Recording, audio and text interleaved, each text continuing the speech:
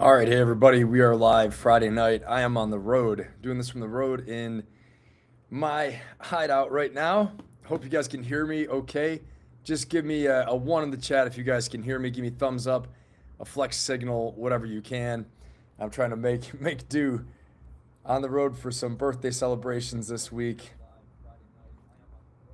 How's everybody doing out there? Great to have you. Have you here with me tonight. I'll give you some quick shout outs. First of all, welcome Kaylee. Welcome aboard. Great to have you. Mark, what's going on? Yeah, new background. I'm on the road, brother. So the lighting's a little different. Camera's a little different. Okay, awesome. I'm Machine. Thank you. Good to have you here. Lisa, what's going on? Good to have you, Lady Ann. How you doing, Mark? Real Trump said, good man, you're back. Good to have you here. Lady Ann, what's going on? Ireland Strong, how you doing? Good to have you here. Let's see who else is out there right now. Appreciate you guys being here. A little later start today. This seems like it's working out a little better. But what we're talking about today, okay, why we're here, what's so important is we're saying, as of the president's speech this week, okay, President Trump was saying basically we're out of here in 2 to 3 weeks, okay? He's saying, we defeated them so much, we changed the regime, even though we didn't want to change the regime. But we changed the regime, okay? And because it's new leadership, and we're going to be out of there in 2 to 3 weeks. I'm going to say to you, how is this even possible? How is it even possible that we're out of here in 2 to 3 weeks? I don't know. And I'm going to start the first poll off right here. And I'm going to tell you why, actually, we're not going to be out of there. There's just no way, especially after today, what happened today. We had an F-15 Echo, F-15 fighter aircraft shot down by Iran. We had an A-10 Warthog shot down as well too, which was part of the rescued effort to recover the downed pilot and crew from the F-15, I believe. So we have one person recovered already, the pilot recovered, and one still on the run right now. Okay, so that's what we're going to discuss tonight. How the heck can we say that we're going to get out of there in 2 to 3 weeks when the Straits of Hormuz are still closed, our aircraft are getting shot down, and as we speak right now, U.S. Special Forces are on the ground in a gun battle in Khuzestan area. I'm going to show you guys that in a second, okay? We're going to walk through all the maps, all those things, but Special Forces are in a gun battle with the IRGC, one of the brigades out there in the Khuzestan area. Again, Khuzestan oil fields, if you've been following me for a while, watching my videos, you know that's one of the places I said that we're going to go and we're going to take first. Okay, Khuzestan oil fields, very important. That's what fuels Karg Island. It gets all the oil going in there to get picked up and moved out. Okay, Keshem, Bandar Abbas down south is where the stronghold is to secure the Straits of Hormuz. So we're going to talk about that. Again, I don't know how we can spike the ball and declare victory, in what President Trump was saying on April 1st, on Wednesday, and saying that we're going to be out of there in 2 weeks. Okay, 3 weeks. Give me a 1 in the chat if you think there's no way we're getting out of there in 2 or 3 weeks. And give me a 0 if you think we are. Okay, I want to see what the pulse is right now. I'm going to put the first poll up here in 1 second as people start to trickle in. But again, tonight what we're talking about, everybody, is President Trump says it's over in 2 to 3 weeks, and we're going to play that clip in a minute. And I'm going to talk to you about why I think there's no way it's over in 2 to 3 weeks. Okay, again, looking at evidence just from today. Today alone, I was going to do this based on this without even today, okay? But now, based upon today and what we're seeing, 2 U.S. aircraft shot down, Special Forces in a gun battle in Khuzestan area, okay? And a matter of fact, I'll pull up that map right now so we're all kind of familiar. And the Straits of Hormuz are still closed. And I'm going to show you the price of a barrel of oil, if I have it right, is about $134 a barrel, okay, from what I see on my tracker. I'm going to bring that up here in a minute as well too, so everyone can see that. But let's take a look really fast and get an idea on where Khuzestan is and all these things. Okay, I'm going to pull this up right now so you guys can see it. All right, so check this out, okay? So as we look at this map, you can see my cursor where I'm circling around, okay? the Abadan oil refinery right here, Iran's largest oil refinery. Okay, here's Karg Oil Terminal right here, Iran's main terminal to export its crude oil. So again, if they've got no crude oil to export, they're not going to put it in Karg Island, okay? So if you seize the Khuzestan oil fields, which is more easily done than an amphibious assault on Karg Island, which, oh, by the way, all of a sudden, look, we're running sorties and we've got things going on in the Awaz area. Awaz tribe is no friends to Tehran, okay? You'll understand what I'm talking about. So Khuzestan is here. This is currently where we have a U.S. fighter jet shot down. The U.S. A-10 Warthog also shot down. I believe it did not crash within Iranian territory, though. I think it was a crash landing outside of the territory. So there is a running and gunning battle going on with U.S. Special Forces right now in this area, okay, north of the northern part of the Persian Gulf in the Awaz area of Iran, okay? And just for orientation, down here is Bandar Abbas and the Straits of Hormuz. Tehran is up here, and this is currently the area we're talking about, okay? So again, knowing that, and we'll get back to this, but knowing that, again, I pose to you, it's over in 2 to 3 weeks. How is it over in 2 to 3 weeks? How's that going to happen? I'm not really fully tracking that. I don't think you guys either are. Okay, we're going to get into our first poll here in a minute. But before we do that, I'm going to go ahead and we're going to replay what President Trump talked about this week, because there is a lot to talk about. There's a lot to cover here, okay? So let's see this really fast. And welcome to all of you. Any of you are new, please remember to like, subscribe, and share. If you think someone's going to get something out of this, we're going to be here for a while tonight, covering the latest in the Iran war. And we have a 3-act structure, okay? So the first part, we're going to talk about strategy, and we're going to talk about President Trump's decisions, how he's making the decisions, U.S. strategy right now, military strategy, national political strategy, okay, national military strategy. Then we're going to get into some more of the news, in particulars in the Iran war, okay? Followed by our 3rd act, which is our comedy act, which is going to be a great time, okay? We're going to have some good laughs, some good satire before we kick off the weekend, okay? So if you haven't been there for that yet, you got to stick around. And for all my regulars, I've got some great videos tonight that I think you're going to get a real kick out of. Again, I'm on the road right now. This is my usual setup. If you're new here, usually I'm in the studio, and you'll see a total difference if you look at some of my other live streams. But tonight I am on the road. This was a birthday celebration trip for me, so I am out here continuing on my travels. All right, let's go ahead and play this right now, and let's get all on the same page for what President Trump was talking about this week when he gave his talk. He was supposed to give a big speech, an update on the Iran war, okay? And I think a lot of people were disappointed because it really turned into a lot of cheerleading for the administration, cheerleading for his administration, for accomplishments he's had and things like that. So let's go ahead and let's get into this. We got a couple cool little options here, actually. Very interesting. Ooh, a circle one. I've never seen that before. Look at that one. There we go. He's small, I'm big. We'll stick with this one. Okay, here we go. Let's listen to what he has to say, just to highlight what President Trump was talking about and how we're going to be out of there in 2 to 3 weeks. All right. Up the levels that it was a month ago. I've made clear from the beginning of Operation Epic Fury that we will continue until our objectives are fully achieved. Thanks to the progress we've made, I can say tonight that we are on track to complete all of America's military objectives shortly, very shortly. We're going to hit them extremely hard over the next 2 to 3 weeks. We're going to bring them back to the Stone Ages where they belong. In the meantime, discussion. Okay, so that comment, bringing them back to the Stone Ages where they belong, this was something very controversial. What does that mean? Okay. And are we talking about bombing civilians, right? Are we talking about causing civilian casualties, causing a lot of problems? I mean, this isn't the best strategy against somebody who is not hitting you, okay, like in World War II, like World War II Japan, World War II Germany, all those things like that, okay? So just knowing that alone, it's brought up so many questions of legalities of war, the law of war. You know, what are we talking about, bombing them back to the Stone Age? We've already hit all these military targets, but now we're going to hit civilian infrastructure to really bring them to their knees. Or is this clever strategy? Is this very shrewd, very realpolitik, very very much a shrewd strategy to make the IRGC and the regime seem weak in the eyes of the people so that they overthrow them. Okay? War is hell. It's been said many times, and that's possibility. That's what he's talking about here.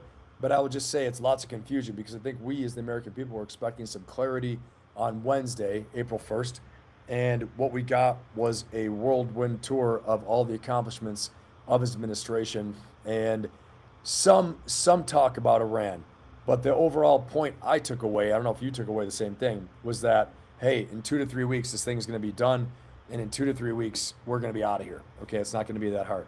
So let's listen some more right here to what he has to say. Are ongoing. Regime change was not our goal. We never said regime change, but regime change has occurred because of all of their original.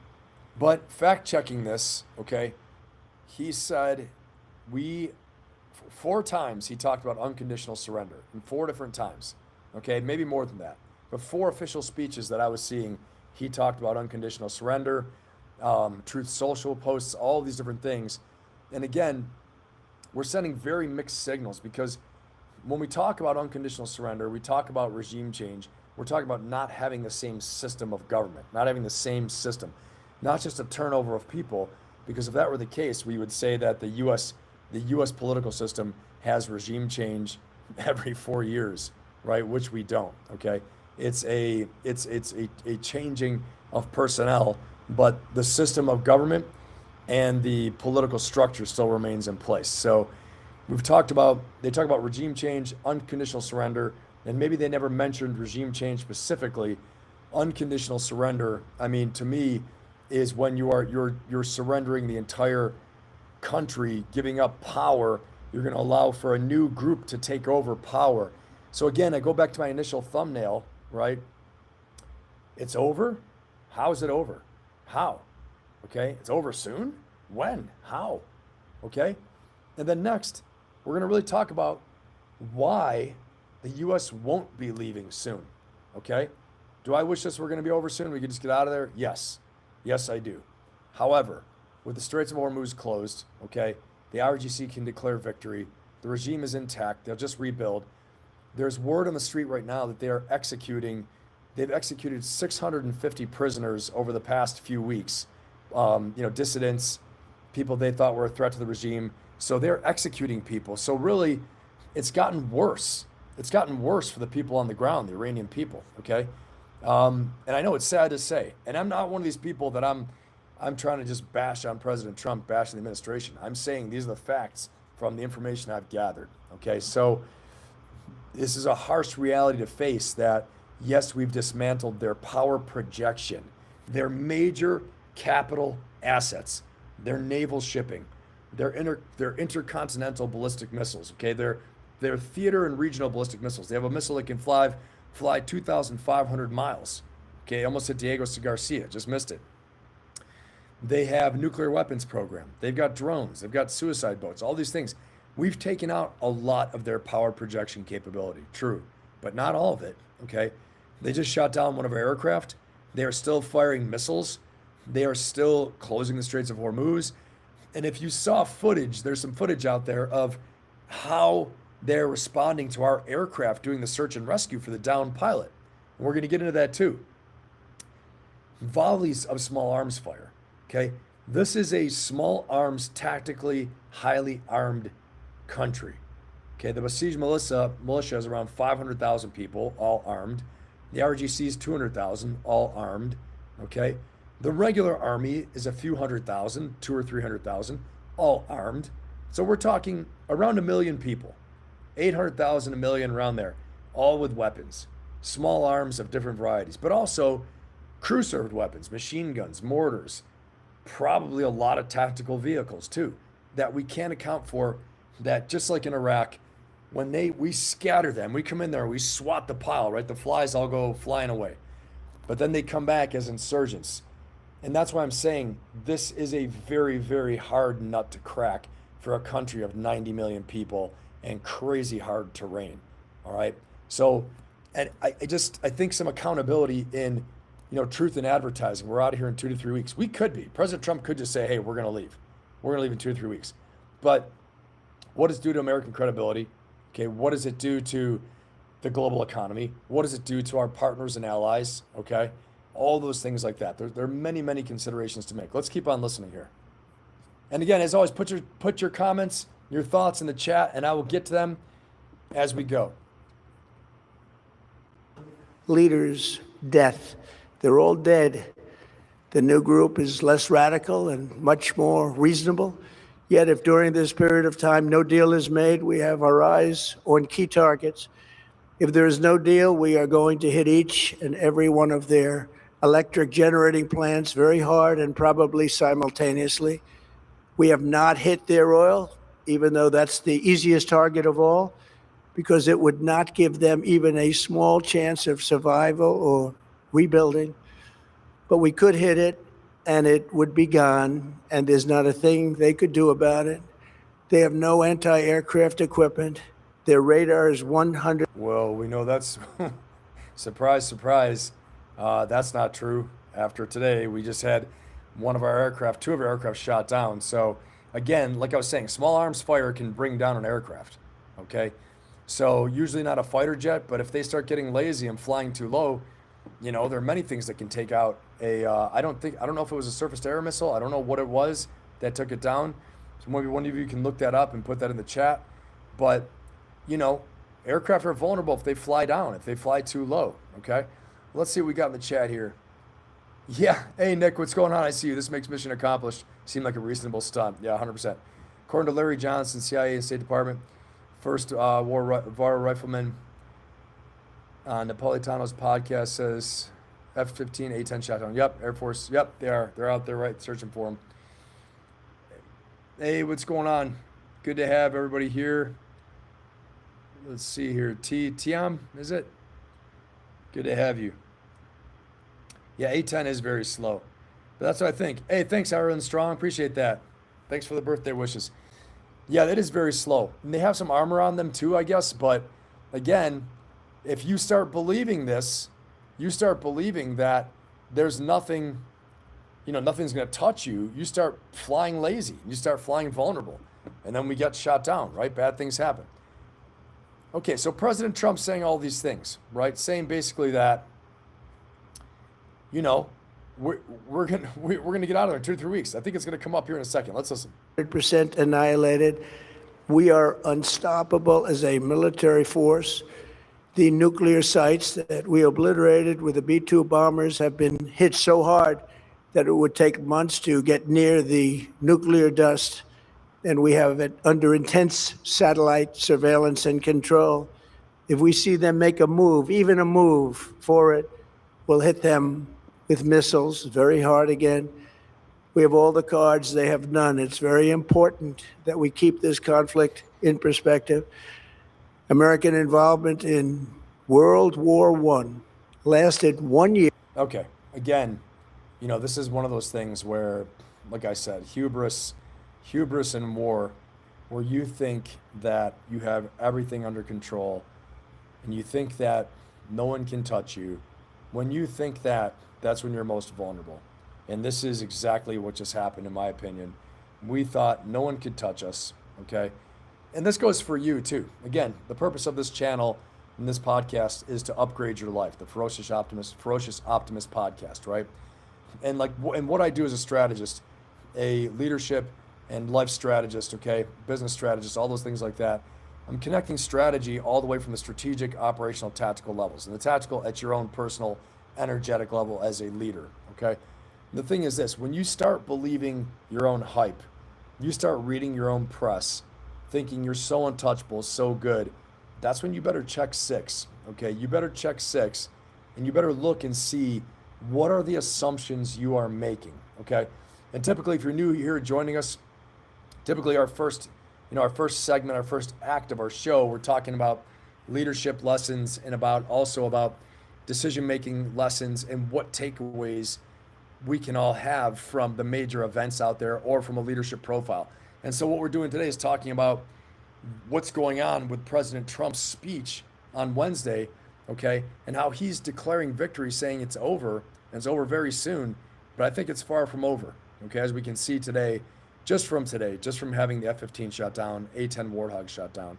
And I think you are very vulnerable when you start reading your own press and you start believing that you're untouchable. They have no anti-air defense. We don't know that, okay? Maybe they're waiting for you to think that and they're going to pop one off. Maybe they were waiting this whole time to wheel out their lower grade anti-air defense that they have a lot of that's untouched, okay?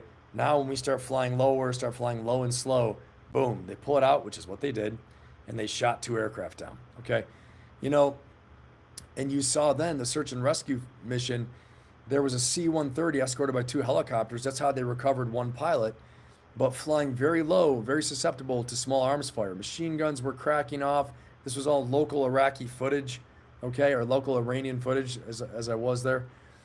And so you expose yourself. So ask yourself, where in your life, where are you exposing yourself? Where are you forgetting that, you know, you're still vulnerable in some ways? When you start thinking that you're 10 feet tall and bulletproof, like the song goes, right? The country western song, you're 10 feet tall and bulletproof, that's when you're primed for the fall, okay? And so hubris is a real thing. Hubris has brought down empires, brought down kingdoms throughout history. Strategic overreach has made empires usually never fall from without, okay, from another country taking them over, but definitely from internal rot and collapse, where you start spending so much blood and treasure, you start, you know, overextending yourselves. You're getting into wars on the periphery of your empire or of your strategic connections, where your connecting files go out strategically. And this can make a country or an empire fall because they become so weakened, spending so much attention, so much blood, so much treasure, and so much national focus on these periphery small wars and not focusing internally to make themselves stronger or focusing on the major threat, okay, like a China, like a Russia. Now, again, strategically, there's some people who argue that this is all about China, all about choking off China's oil supply. Venezuela, again, had 5%. Iran had 20% of China's oil, okay, which brings it down to them cutting down a quarter of China's energy, okay? So there's a lot to consider there. So let's look at this next clip. Let's see, again, just on the heels of this, and I believe before the aircraft was shot down, President Trump said we could easily take the Strait of Hormuz. I'm going to put this up really fast. So before we find out that the aircraft was shot down, President Trump says we can easily take the Strait of Hormuz. All right? And again, clarity in your messaging as a leader. This isn't clear. So before we didn't care, now we're saying we can easily take it. Let's see here. Hey, I appreciate it. Kenneth Hall, thank you. I appreciate you finding it interesting. Yep, don't get too comfortable. That's right. And Tiam saying, I wonder who are his close advisors and who has access to give him good counsel. I don't know. You know, I think he's got some great advisors, but I don't know if they're advising him the right way. Yeah, that's right. Mark, 100%. Big miss on the anti-aircraft statement. Ireland Strong, we got both of the pilots, I believe. Okay, did we? Okay, that's good. One for sure. I know one was still on the run from what I heard. Ferocious optimism, that's right. Let's see here. Okay, let's check this out. So let's see what President Trump had to say here. This was before the aircraft shot down. Again, zigging and zagging, saying in the speech on Wednesday, right? In the speech on Wednesday, we're going to get out of there. They're totally beaten to hell. We don't even need the Strait of Hormuz. Our allies should think about Strait of Hormuz. We get no oil from the Strait of Hormuz. Why do we even need to think about that? Okay, so these are all things he had said before. And now, as of this morning, before the fighter got shot down, before the 2 fighters got shot down, President Trump on Friday said the U.S. can open the Strait of Hormuz with a little more time as pressure mounts for his administration to find a quick resolution to the war against Iran. With a little more time, we can easily open the Hormuz Strait take the oil and make a fortune, Trump said in a post on Truth Social. Nearly 5 weeks after it started with a joint U.S.-Israeli aerial assault, the war in Iran continues to spread chaos across the region and oil financial markets, raising the pressure on Trump to find a quicker resolution to the conflict. Iran has effectively shut down the Straits of Hormuz. Okay, so again, this is going against what he said on Wednesday and what he's been saying the whole time. Okay, so I'm going to pull this up. Let's take a look at where are the markets right now. Let's see. Where are the markets? Let's take a look at this. Here we go. All right. So the Straits have been shut down for 35 days, as you guys can see. They've been shut down 35 days. Let's see here. So the price of Brent crude oil per barrel has gone up today 41 cents. But I want you to know, tell me if you guys can believe this. I'm going to zoom in. 121 a barrel. Do you guys remember where we were last week? Put in the chat. Take a guess. Everyone's best guess in the chat. And no cheating. No looking at last week's thing. B. Sandman, what's going on, brother? Good to have you here. Kenneth Hall. Propaganda, what's up, man? Good to have you here. Put it in the chat, your best guess, where you think the price of Brent crude oil was last week. And I'm going to tell you, okay? I'm going to tell you. Okay? It was not there.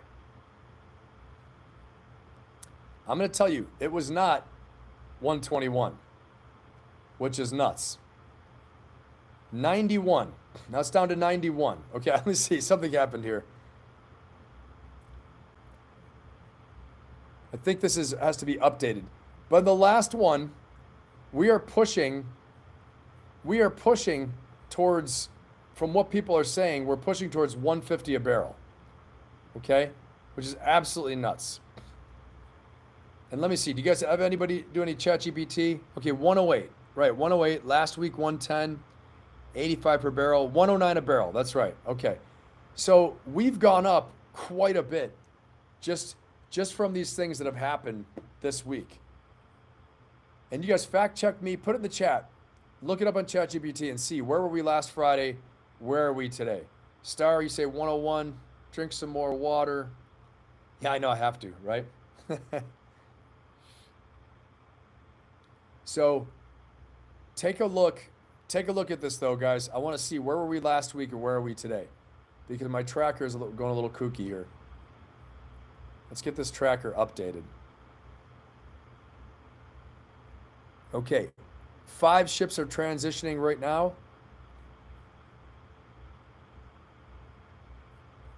Let me pull this tracker up. Here we go. So here we are. Let's see. Risk insurance is 50 times normal. That's more than it was last week. Okay, I know that for sure. I think we were at like 37 times normal, 40 times normal last week. Now we're at 50 times the normal level of insurance. No one's getting through there until, no one's going to get through there unless Iran lets them through. It's really simple, right? And no one's gonna risk getting through there and give them insurance for their cargo unless things die down. Until the threat of Iran is gone, no one's actually gonna give insurance for cargo going through there. Okay? So things have definitely escalated. And with today, do you guys think it's gonna go up or down? What's your guess? It's gonna go up, in my opinion. Okay, let's see where you guys at. Yeah, it depends. Kenneth says it depends. Trump was saying that he was making a deal and the oil dropped for a couple days. Yep, that's right. On the last day when everyone figured it out. Oil went up to 109 and then the market closed. Okay. Yeah, okay, March 27, 2026. WTI closed around 99.6. March 30th, April 1st. Trading was 100 to 102. Okay, thanks, guys. I appreciate that. That helps. Kenneth Hall, thank you. First VAR rifleman. Yep, it's up. Exactly, Lady Ann. Up. That's where it's going. Definitely up. All right, so let's watch this. Let's keep on going. Let's see this next story. My next little thing I have for you guys here.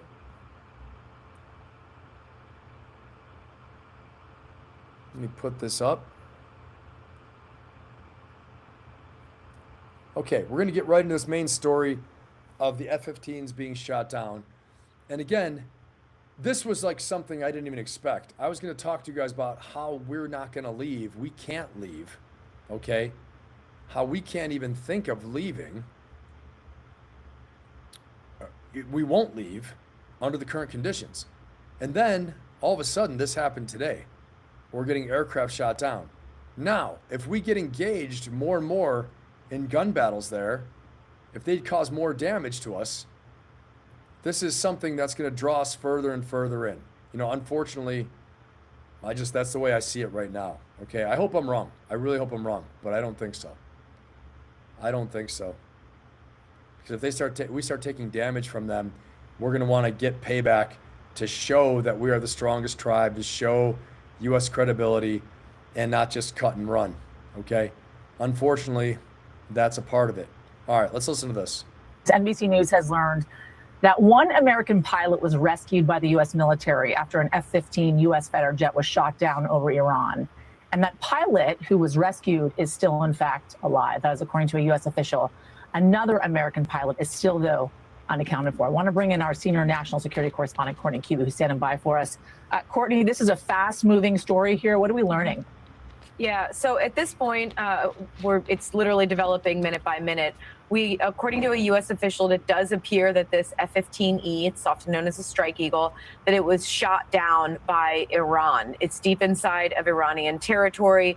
The two pilots are believed to have ejected from that aircraft. And as you mentioned, we now know, according to a U.S. official, that at least one of those individuals has been recovered alive. We don't know anything else about that person's condition. Search and rescue efforts remain underway right now. Now, what's standard in a case like this, the U.S. has gone to war in Iran. In advance of a big military action like this, the U.S. would generally put forward in the region something known as a personnel recovery team. In this case, most likely, just given the operational tempo and the size of this war, they would have put multiple personnel recovery teams, and they are on a constant standby while the U.S. is flying any kind of combat missions like this, so that if there is something that happens where U.S. Service members go down essentially behind enemy lines, they can respond immediately to go in and try to find those individuals. Now, this is the first time that we know about that a manned aircraft has gone down inside Iran. Okay, so right now, as of right now, we've got several special operations teams on the ground trying to do the recovery. Okay, I've seen some good sources on this that probably, we have teams on the ground hunting them down. I've also heard of a gun battle going on, which I'm going to bring up right now with all of you. Okay, let's bring this up really quickly because I think this is important too. So what happens when we have an aircraft go down? When we have an aircraft go down, we can't just sit there and do nothing. Okay? This is the big thing. I hate to say it, this is how it starts though, right? This is how we get sucked in.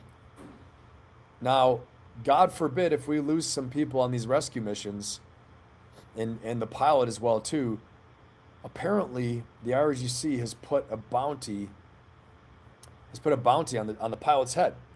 So they're telling all the people, you turn them over to us, you find this person, you turn them over to us, okay? We're going to pay you. So in that area, Khuzestan, the tribe there, the Awaz tribe, has no love lost for the regime, all right? But again, that doesn't mean everybody hates the regime, and money changes a lot of things. If you get special favor turning over this American pilot, instead of getting killed, like the Taliban used to do things, or Al-Qaeda in Iraq, hey, go shoot at the U.S. Special Forces, or go shoot at U.S. forces. We'll pay you $20. What if I don't shoot at the U.S. forces? Oh, well, then we'll kill you. So $20 or we kill you, one or the other. What do you want? They take the $20, okay? Don't get my family killed. So let's read this really fast. U.S. Special Forces entered Iran on Friday night to rescue a crew member of a downed fighter jet. Iran shut down a U.S. F-15 over its airspace, the first fighter jet destroyed by enemy fire since the war began. 2 crew members ejected, reports suggested, triggering a race between Iran and the U.S. to find the stranded American airmen. One was rescued in an operation involving 2 U.S. military helicopters and low-flying refueling aircraft, which were targeted by light weaponry. Okay, again, the key here, guys, listen to this one more time. They were targeted by light weaponry. I've said it a million times. Yay, you destroyed the ships. Yay, you got rid of the ballistic missiles. Yay, you got rid of all this crap, right? The people have freaking guns. And when you go on the ground, they're going to shoot you. Now, I've said it before, too, and I'm not lying. The only way we're going to do this that will be minimizing U.S. casualties is with Elon Musk coming in with his Optimus robot army and robot dogs, and we clear the area with robots and robot dogs, right? And minimal human beings on the ground. This is going to be nasty, okay? Especially if we find out if our special forces take casualties in this rescue, like a Black Hawk Down type scenario. You know, we don't know. We don't know. These are Somali warlords that shot our Black Hawk down, and we ended up getting, you know, I think 16 U.S. personnel killed in a single gunfight in Somalia against people that we would think are laughable for military. But when you get in close and you're in alleyways and you're in close in fighting room to room and you're getting swarm tactics on you with people who are hopped up on drugs or fanatical, it negates a lot of things, okay? These are the realities of war and that people don't want to talk about. So again, drawing it back, again, like I talked about, the lesson of the night tonight is hubris. The lesson of the night tonight is overreach. The lesson of the night tonight is thinking you're 10 feet tall and bulletproof, right? Nothing can touch you, and you start making stupid decisions. You start thinking you are so bold, you start being so bold and audacious when you don't need to be, okay? We can learn a good lesson in the animal world. The top tier predators don't expose themselves. They don't fight fair. They fight by ambush. They fight by sneak attack. A great white shark doesn't let you know it's coming. It hits you from nowhere, right? Tigers, lions, and bears, all those things like that. Oh my, they don't fight fair, okay? So why are we acting like nothing can touch us? And then, you know, like we say, FAFO, right? F around and find out. Well, we found out that yes, actually, our aircraft can be shot down, okay, by light weaponry, okay, be targeted by light weaponry. And I guess we got some people wounded too. So the whereabouts of the remaining U.S. airmen were unknown on Friday night as Iranian media broadcast images of local militia fanning out in search operations. Broadcasts offered a $60,000 bounty for his capture as Iran claimed a propaganda victory in shooting down the U.S. jet. All right. Reports also surfaced late on Friday of a U.S. A-10 Warthog, a close air support attack plane, crashing near the Straits of Hormuz. U.S. officials said the pilot had been rescued. Okay, so again, you know, the big thing is this. If we get U.S. Special Forces members now, if something happens there, which we won't find out for a couple days, if we get any wounded or killed, now we've escalated. And now there's justification to go back in and do payback. And then if we lose more personnel, you see how it starts spiraling out of control. Okay, von Clausewitz, the theorist on war, strategist, okay, von Clausewitz said that war has this factor to it, this inherently human factor of the passions and hatred and all these things like that you can't always scientifically calculate, and it causes people in countries to do crazy things and leaders to do things that you can't foresee because of the fog and friction of battle. All right. And this is where it comes in, where the passions influence the people and influence the state to do things. So all of that is inherently a part of it as war starts taking a real toll and decision makers get influenced, okay, over many different things. And the calculus for why you went in starts to get forgotten. And that goes back to the question, why did we go in? Why did we start this? All right. we go back to that again too. What were the real reasons, the real objectives there? All right. So let's keep on looking at this. I'm going to share this. Listen a little bit more here. Iran as part of this war. And it's significant, Yasmin. And that is because it dispels this idea that the U.S. has complete and total autonomy or control over the airspace over Iran right now. While they may have largely control over it, that doesn't mean that it is not a dangerous mission for U.S. men and women who are flying over there. There are hundreds of targets that they are still striking every single day. That is manned and unmanned. But we know that in recent days, the U.S. has really upped the number of bomber runs. So obviously manned bomber fighters, aircraft that have been flying over Iran. It still remains an extremely dangerous mission for them, Yas. Yeah, it's a good point. We have heard repeatedly from Secretary of Defense Hegseth, along with the president as well, that the U.S. has complete and total control over the airspace within Iran. And now seeing the downing of this F-15 fighter jet certainly speaks to a different perspective as to this ongoing war. Court, do we have any reporting as to whether or not this individual, this fighter pilot, is actually still inside Iran and safe, or has he left Iran? We don't. That's one of the questions that we're trying to figure out, is if they've actually gotten the individual out of the airspace and presumably to some sort of medical attention. And we don't know that quite yet. I mean, the situation remains very sensitive because obviously if the... All right, guys, I've got my first poll up for the night. So enter the poll, enter your response in the poll. If you're new, please like, subscribe, and share, and comment, and vote in the poll. I want to see what you guys think. And the poll is this. Do you think that we will exit Iran in 2 to 3 weeks? What do you guys think? Okay. And again, put on your thinking cap, put on your strategic assessment, your critical thinking, and take a look at what are the stated objectives. Okay. What are the stated objectives? Have we achieved them? Why are we there? And will we leave in 2 to 3 weeks? We could, but do you think we will? All right, and I put it as a poll because I want you to give me your no kidding, honest assessment without any attribution. So no one's gonna know your answer but you. Okay, what's up, Brian Plummer? How you doing, man? Cedric, what's going on? Cedric, do you think the U.S. Marine Corps will be more lenient in terms of recruiting? Gray areas like it happened in Iraq. I mean, if we go in, Cedric, yeah, for sure. If we go in hardcore into war, yes, they will be. There's no doubt. Okay. And then, let me see here, Brian says that ground-to-air defenses, man pads and such are hard to completely avoid. Yeah, that's it. Exactly, Brian. That's exactly it. Unless you send boots on the ground to search and destroy. That's 100% it. You're right about that. The glasses, first VAR rifleman.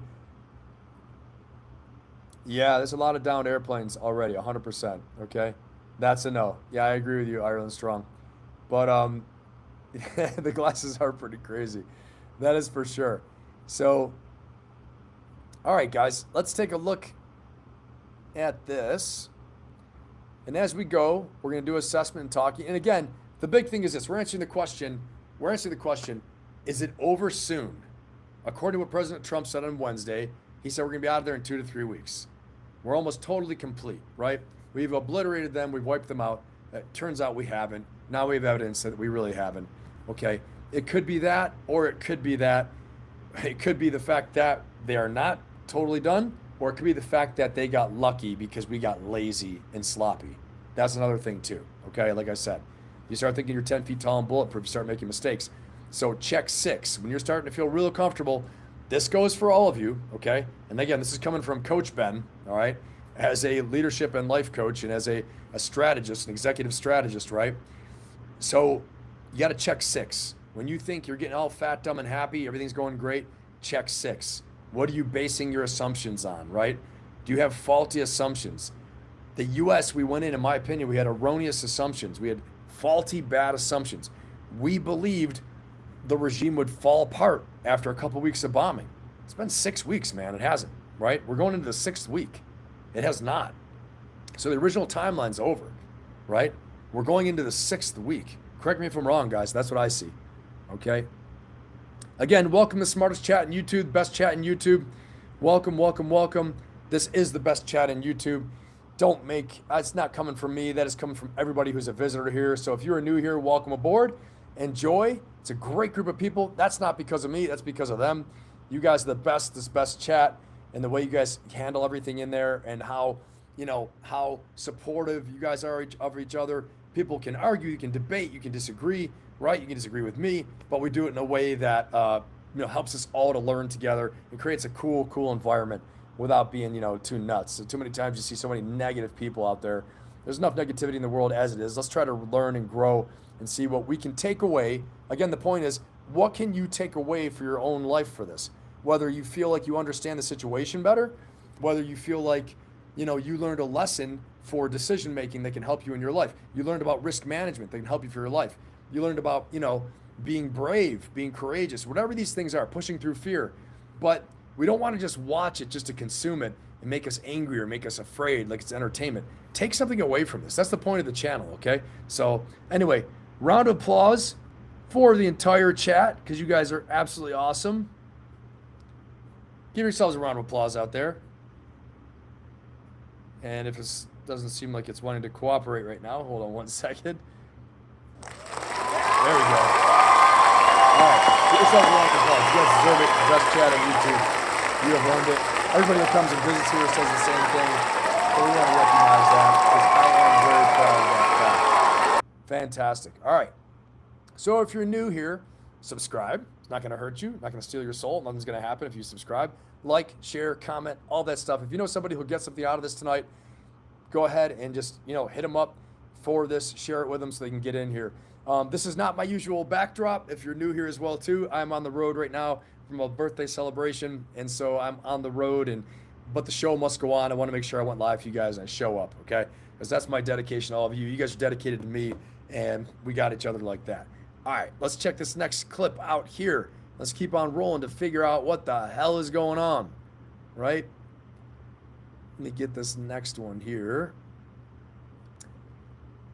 Okay, here we go. Okay, this is 5:40 p.m. EDT. Okay, so this is not that long ago, just 3 hours ago. U.S. rescues crew member from fighter jet down over Iran. The status of the second service member wasn't initially clear after the U.S. launched search efforts. Iran said its military shot down the aircraft. Here's the latest.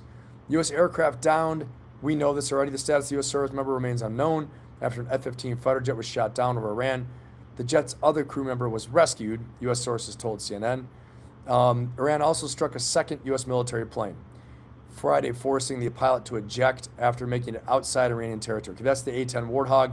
They're offering an award to find the F-15 pilot who's still on the loose out there. And the latest details here, that is the big bridge that we bombed. If you guys didn't hear about that, we bombed a major bridge, okay? Iran's parliament speaker mocks U.S. search for crew member of downed jet. That's so nice of him. Mohammad Bagher Ghalibaf, the speaker of Iran's parliament, mocked the United States search for a missing crew member after a jet fighter was shot down on Friday. After defeating Iran 37 times in a row, this is what he says. This is what he said, okay? After defeating Iran 37 times in a row, this brilliant no-strategy war they started has now been downgraded from regime change to, hey, can anyone find our pilots, please?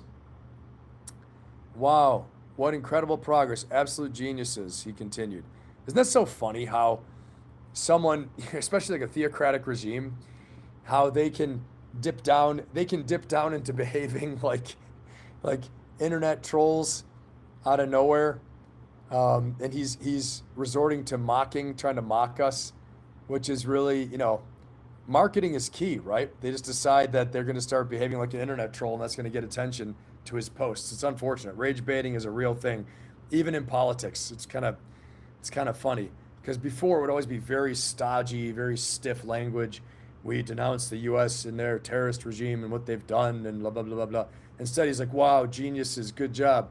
Now you're trying to get help, blah, blah, blah. It's like little kids. Like we're going in reverse. We're not advancing. We're becoming, as a civilization, we're going backwards, right? We're not advancing in our communication. It's nuts. All right. So I've got another one here to take a look at. really fast. I think this is okay. Let's take a look at this. I think this will help to understand a little bit more. Breaking news coming into Fox News Channel. The president has now been briefed on a downed F-15 fighter jet in Iran. This is a U.S. fighter jet. We are also told a statement from CENTCOM is expected shortly. We want to bring in the chief national security correspondent, Jennifer Griffin, with more on this. Jen, what are you hearing?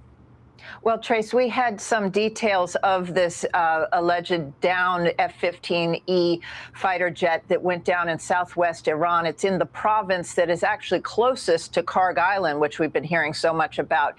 We had withheld reporting on this until now because there was an active search and rescue operation ongoing. But now that we've learned that the president has been briefed on the downed F-15, we are getting some details from open source online showing that the actual pilot seat from the F-15 was seen on the ground, suggesting that at least one of the pilots had ejected, and the pilot was not present at that site where the photo was taken. So that suggests that one may have survived at least. There are two pilots in an F-15E, and they would have been flying. We see also some open source video showing that there were two search and rescue helicopters that were being refueled midair in daylight. That would suggest, again, an urgency to that search and rescue mission because it would be rare to conduct a search and rescue mission.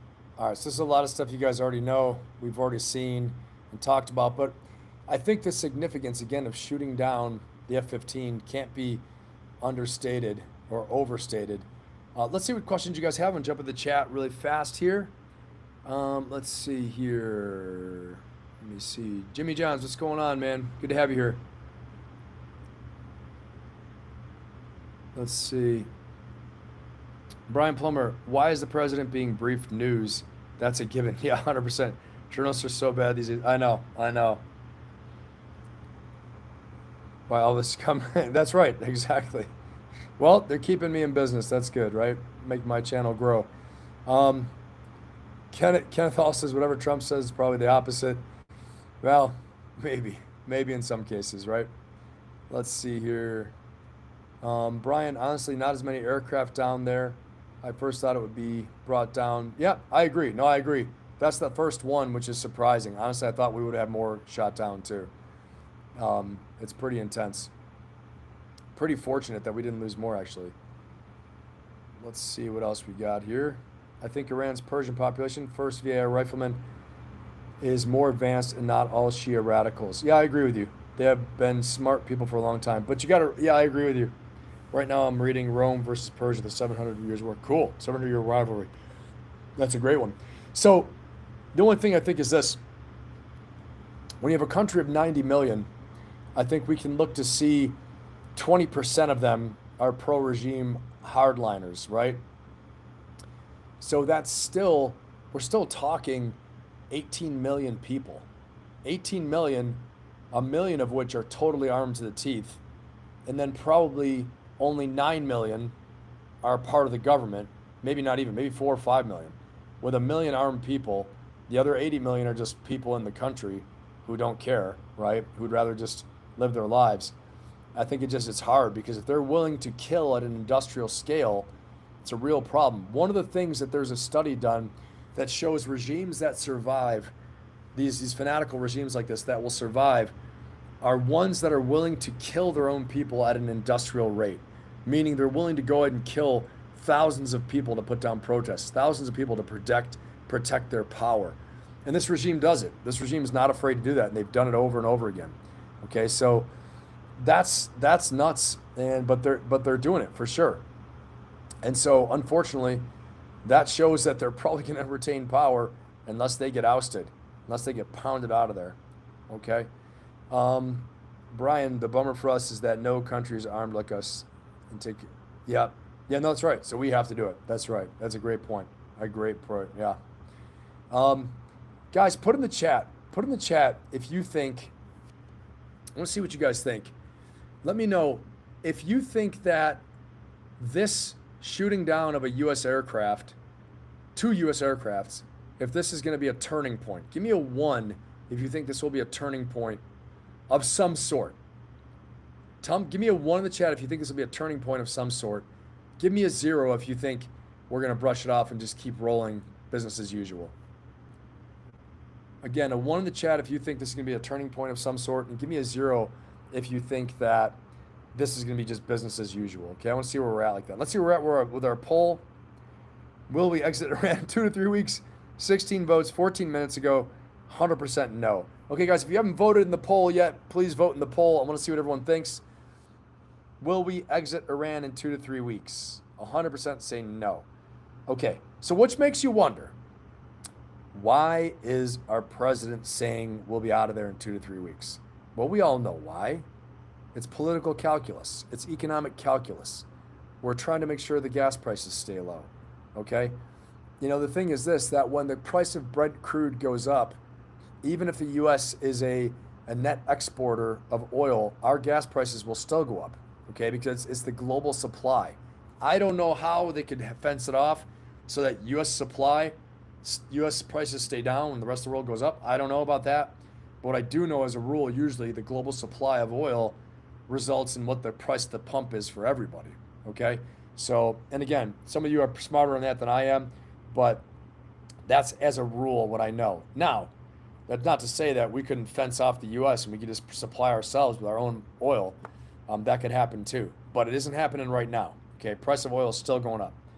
Okay, 1 or depends on how, okay, Mark says 1 or 0 depends on what happens with the missing air crew. 100%, I think that's right. Yeah, I think you're right. Yeah, Brian, a lot of people saying 1. TM, Havoc Ghost. Hey, welcome, Havoc Ghost. Brian Plummer saying it. Ireland Strong, 1. Lisa Jones, 1. Mark, 1 or 0, yep. Do you think the midterms are a blowout at this point? I don't know. You know, I mean, Havoc Ghost, I think that it's going to depend over this next month. I really think it's going to depend over this next month. If we successfully get out of there, I think 2 things. If we successfully get out of Iran while saving face and making U.S. credibility still mean something, meaning we somehow open the Straits of Hormuz, whether by force or by negotiation, we somehow get a deal with the Iranians, whether it means their regime falls or it stays, but somehow we end this, okay? And we don't end it by saying, we smashed it, we broke it, your problem, not my problem anymore. Your problem, see you later, GCC. We're out of here. GCC, Gulf Cooperation Council, Gulf Cooperation countries, you know, Oman, Saudi, Kuwait, UAE, Qatar. We're leaving. And we don't tell our allies in NATO, go screw yourselves, we're leaving NATO. You got to remember, uncertainty in the market, uncertainty in the world causes real problems. If people can't count on you, oil markets go up in price, stock markets go down, all kinds of problems, right? People start cozying up to other powerful players like China, who right now, China seems like the bastion of steady and steady as she goes, of calculated decision making, of patient decision making. The U.S. seems a little bit wild cowboy right now. You know, I mean, I'm just saying, as a U.S. military officer, as a U.S. Marine Corps officer, you know, we are getting after it pretty hard, okay? And it's not to say it's wrong, all the things that we're doing. The Iranian regime was terrible, horrible. The Ayatollah is horrible. No one should be sad he's gone. No one should be sad that their leadership is gone. They're bad. They play in the game. You enter the game, big boy rules, right? You are up for game time. And they've been playing game time with a lot of people's lives for a long time. So that's not what I'm talking about. I'm saying strategically for our country, if we go into Iran, as I've said, the ground war is coming. If we go into Iran on the ground, there is a lot that it will cost us strategically by doing that. And the juice has to be worth the squeeze. Is it worth for us going in there? Okay. And so again, to answer your question directly, I think it's going to depend over the next month or two how we handle this, how we get out of there. How do we win? Do we walk away saying we ended the threat and with minimal loss of life, and we are demonstrating strength, and we put China on notice that we can shut off their oil when we want to, lot of victories, or do we land the 1st Marine Expeditionary Force, take Bandar Abbas, and we put in a brigade combat team or 2 into the Khuzestan oil fields? Like my scenario in my videos. Watch my videos, you'll see what I think would happen if we were to go on the ground and to do it this way. By the way, Secretary Mattis, General Mattis, Chaos, says, God love him, we got to go in and finish the job. We need to remove the regime. They're terrible, evil. This is a man who knows, right? He's like, why are we half-stepping right now? Just like John Bolton, get rid of this regime. There are a lot of old hardliners out there that say that we need to pound them and get rid of them. Hey, Ireland Strong, thank you. Appreciate it. Awesome. I appreciate that. Thank you so much. Always welcome the support. Round of applause for Ireland Strong.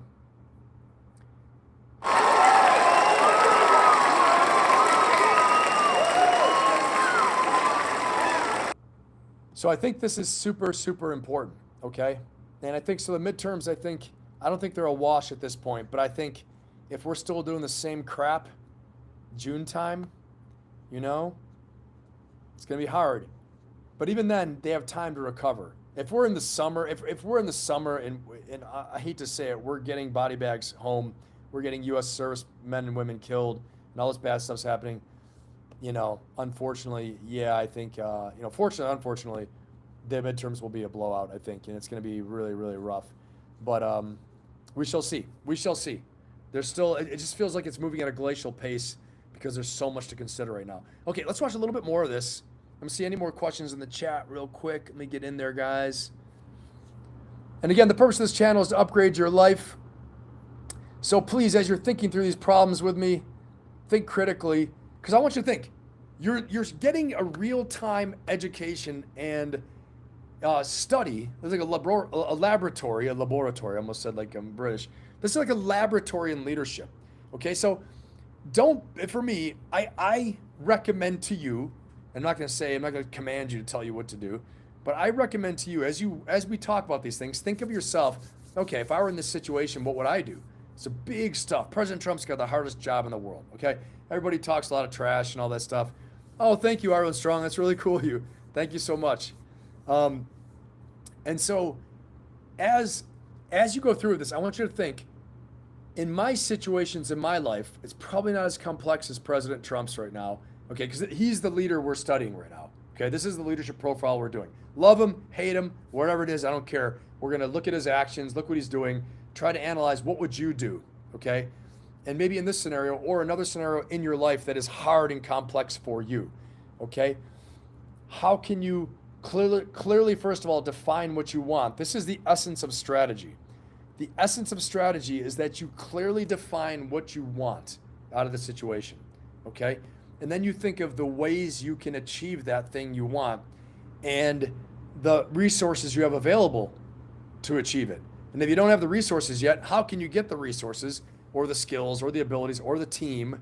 What do you need to solve this problem, right? Whether you're in debt or you're building a business or you have a relationship problem or a relationship you're trying to build or you're trying to solve a family problem, or like the U.S. and President Trump, you have a global actor in the world that wants to get nuclear weapons and blow you up. How are you going to solve that? Okay, so think through these things, get something out of this. Okay, again, what I do when I'm working with my clients, my strategic clients, as a consultant, as an advisor, okay, as a strategic advisor, as a leadership and life coach as well too, because every time I advise someone who's a C-suite executive, a leader of some sort, founder and owner, or just people that are in my Ferocious Optimist coaching membership and my community that are in my inner circle, okay, all of you are leaders in some way, shape, or form. You're leaders of your life and the things going on, and so you need to think about strategy. What is your strategy to get what you want out of all this? Okay, so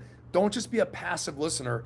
Think about these things. This is the most important way that you can improve your chance of success in life. Everyone has said this. Read biographies of people who have been successful in life.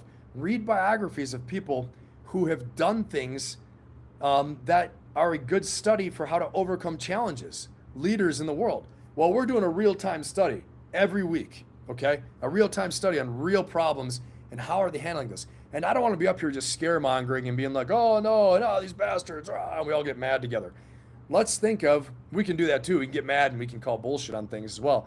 But I also want something to be taken away for your business, for you as a business leader, as a leader of your life, okay? As a strategist, you can become a strategist from this. So all those things. So there are a lot of benefits from this study we're doing. And it's not just us up here just trying to scaremonger, get pissed off together, commiserate. And, we're trying to talk about strategy and how it can improve the decisions you make so that you don't have bad assumptions, so that you don't have faulty assumptions. You don't, feel like you're 10 feet tall and bulletproof and make a bad decision and start getting lazy, right? Okay, so all those things, don't rest on your laurels, all those things like that. All right, let's keep on rolling. Got a lot of good stuff here. Answer the poll if you have not heard the poll, not answer the poll yet. And let's listen a little bit more here. With low-flying helicopters over an area that is possibly contested, given that this happened during the daylight hours, it shows an urgency and a suggestion that the pilots may have survived. Trace, I know you've worked in that area a very long time, Jennifer. I'm wondering, a lot of some of this information coming through about this search, about letting the people of Iran know that some pilots might be out there. What do we know about Iranian television? How credible is it, and how much concern is that people are being told to do certain things inside the country? Well, Iranian media, as you know, Trace, is state-controlled. It is a propaganda network that would have an interest, and we have seen over the last 32 days or so that they have put out multiple times that they had shot down F-35 fighter jets, and it had not been true. That is why it was so important for us to get independent confirmation that this F-15 had in fact gone down. So some of the details that the Iranians are putting out may in fact be propaganda for their purposes. But what we can say at this point is the President of the United States has been briefed on this All right, a lot more of the same here. I want to get on to this next the next bit of info we need. Okay, I think we got this. Let me see here. Okay, let's listen here from CNN, get another take on it. A major development in the war with Iran. Just minutes ago, U.S. sources confirmed to CNN that an American fighter jet has been shot down over Iran, and a desperate and very dangerous search and rescue mission for the crew is now underway. 3 U.S. sources are confirming earlier Iranian state media. Okay, so we're seeing a lot of evidence that this is all true, obviously. But what I want to look at now is I want to look at the conflict tracker. I want to take a look at the map. So we're going to get independent info on the ground here, okay? So what we're seeing here, you are seeing the conflict tracker. And as I zoom in, you can see these are all the incidents that have happened around Iran, the Persian Gulf. Look at how many are in the northern part of the Persian Gulf, okay? This is where this incident happened, where we had 2 aircraft shot down.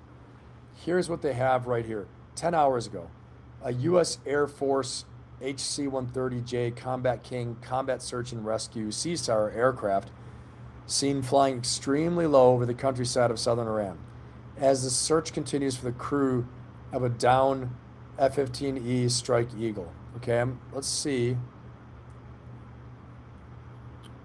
Let's zoom in a little bit more. Okay, they zoomed in for us. I'm going to zoom out so we all have a good perspective. Okay, Straits of Hormuz right here, Bandar Abbas. You guys can see my cursor. Let me know in the chat. Give me a 1 if you guys can see my cursor. Give me a 1 if you can see my cursor. Give me a 0 if you can't. Okay. And here's the cursor. So this right here is what we're going to talk about. Bandar Abbas down here. But let's talk about this. This is where the HC-130J Combat King CSAR Combat Search and Rescue aircraft was seen flying low, okay? Let's zoom in a little bit more. Now, let's look at this. Small arms. Man pads have been reportedly fired at a U.S. helicopter in Ramhoraz, Khuzestan province. Guys, man pads, as Brian Plummer, you mentioned in the chat, you can't just get rid of these, okay? This would take a huge police action to get rid of these things. They're going to hide them. I can't tell you how many times I personally had been on missions to recover RPGs, man pads, explosives. we'd go and do a direct action mission. Okay, I'll tell you one of my early direct action missions I did early on. We went to go get a terrorist insurgent cell, whatever you want to call it, in Iraq. We go in there, we hit them at night, we get them. Okay, we have some detainees, some people we captured as well, and we're leaving. On the way out, helicopters are coming in to pick us up, and we have intelligence update that says in a cave outside of where the location of the bad guys was in a cave not far from there was a whole stash of weapons. And so we had to go in this cave and crawl in there. Yours truly climbed in the cave with one of my guys, and we spotted everything. And instead of bringing it all out because we were afraid it was going to be booby trapped, we blew it up. Okay? But there was a bunch of stuff in there. This is like their garage. They used a cave. They used a freaking cave as their garage. And there was their weapons garage. Okay? So to your point, we don't know. They could have thousands of these things sitting around. And if we go in there on the ground and we think we're going to flip them, we're going to look to see helicopters shot down. We're going to look to see, more and more casualties, more and more blood and treasure spilled, okay? It's already proven. They're showing it right now that as we think we're untouchable, we are touchable, okay? And so, again, bombing from 30,000 feet way up high and doing precision strikes is great. You take away their ability to be a regional influence, right? A real regional influence, a real regional bully, as President Trump said. He's right. They can't really bully. Well, as soon as we clear the Straits of Hormuz, then you really can't bully. They can still bully us in the Strait of Hormuz, bully everybody. But the more and more we take away the missiles and all those things, that reduces their ability. But they can bully the hell out of you at close range in their own country. Make no mistake about that, okay? You guys, give me a 1 in the chat.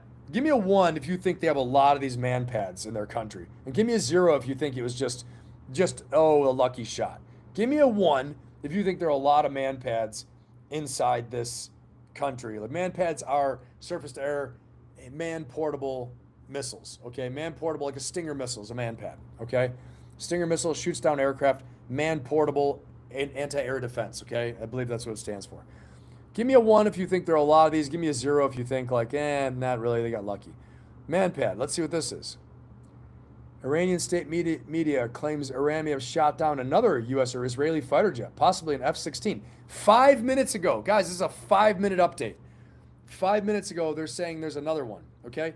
So you guys, if you're in the chat, look in the news for me and see if there was, I appreciate it. I see everybody putting the 1s in there. Thanks, Green Line Challenger, Brian Plummer, Propaganda, Lady Ann, TM, Mark, Lisa Jones, Ireland Strong. Maybe we have some new satellites. Yeah, maybe. Hey, I think we got some good stuff, though, Ireland Strong, for sure. We definitely do. But, guys, check the news, okay? Because right now, they're saying in this update, when I look at the tracker, as of 5 minutes ago, this wasn't here before, that Iranian state television saying that they just shot down an Israeli jet or an American jet. It says it's an F-16, which we both have those. I don't know if we're using any of those right now in Iran, but the Israelis probably are. Okay, and that's what that little symbol means right there, the microphone. Okay, so let's see over here. There's the C-130J. The sound of American helicopters 1 hour ago are audible in Chahamahal Bakhtiari as a fresh round of flights has started in western Iran. So more and more helicopters they're hearing. Wall Street Journal search and rescue mission for the crew of American fighter jet is focused on Khuzestan province. This is Khuzestan province, guys. Northern part of the Persian Gulf. President Trump has been briefed. Let's see what we got over here. Okay. So, affiliate of Iran State TV claims a U.S. fighter pilot is ejected from an aircraft in southwestern Iran right here.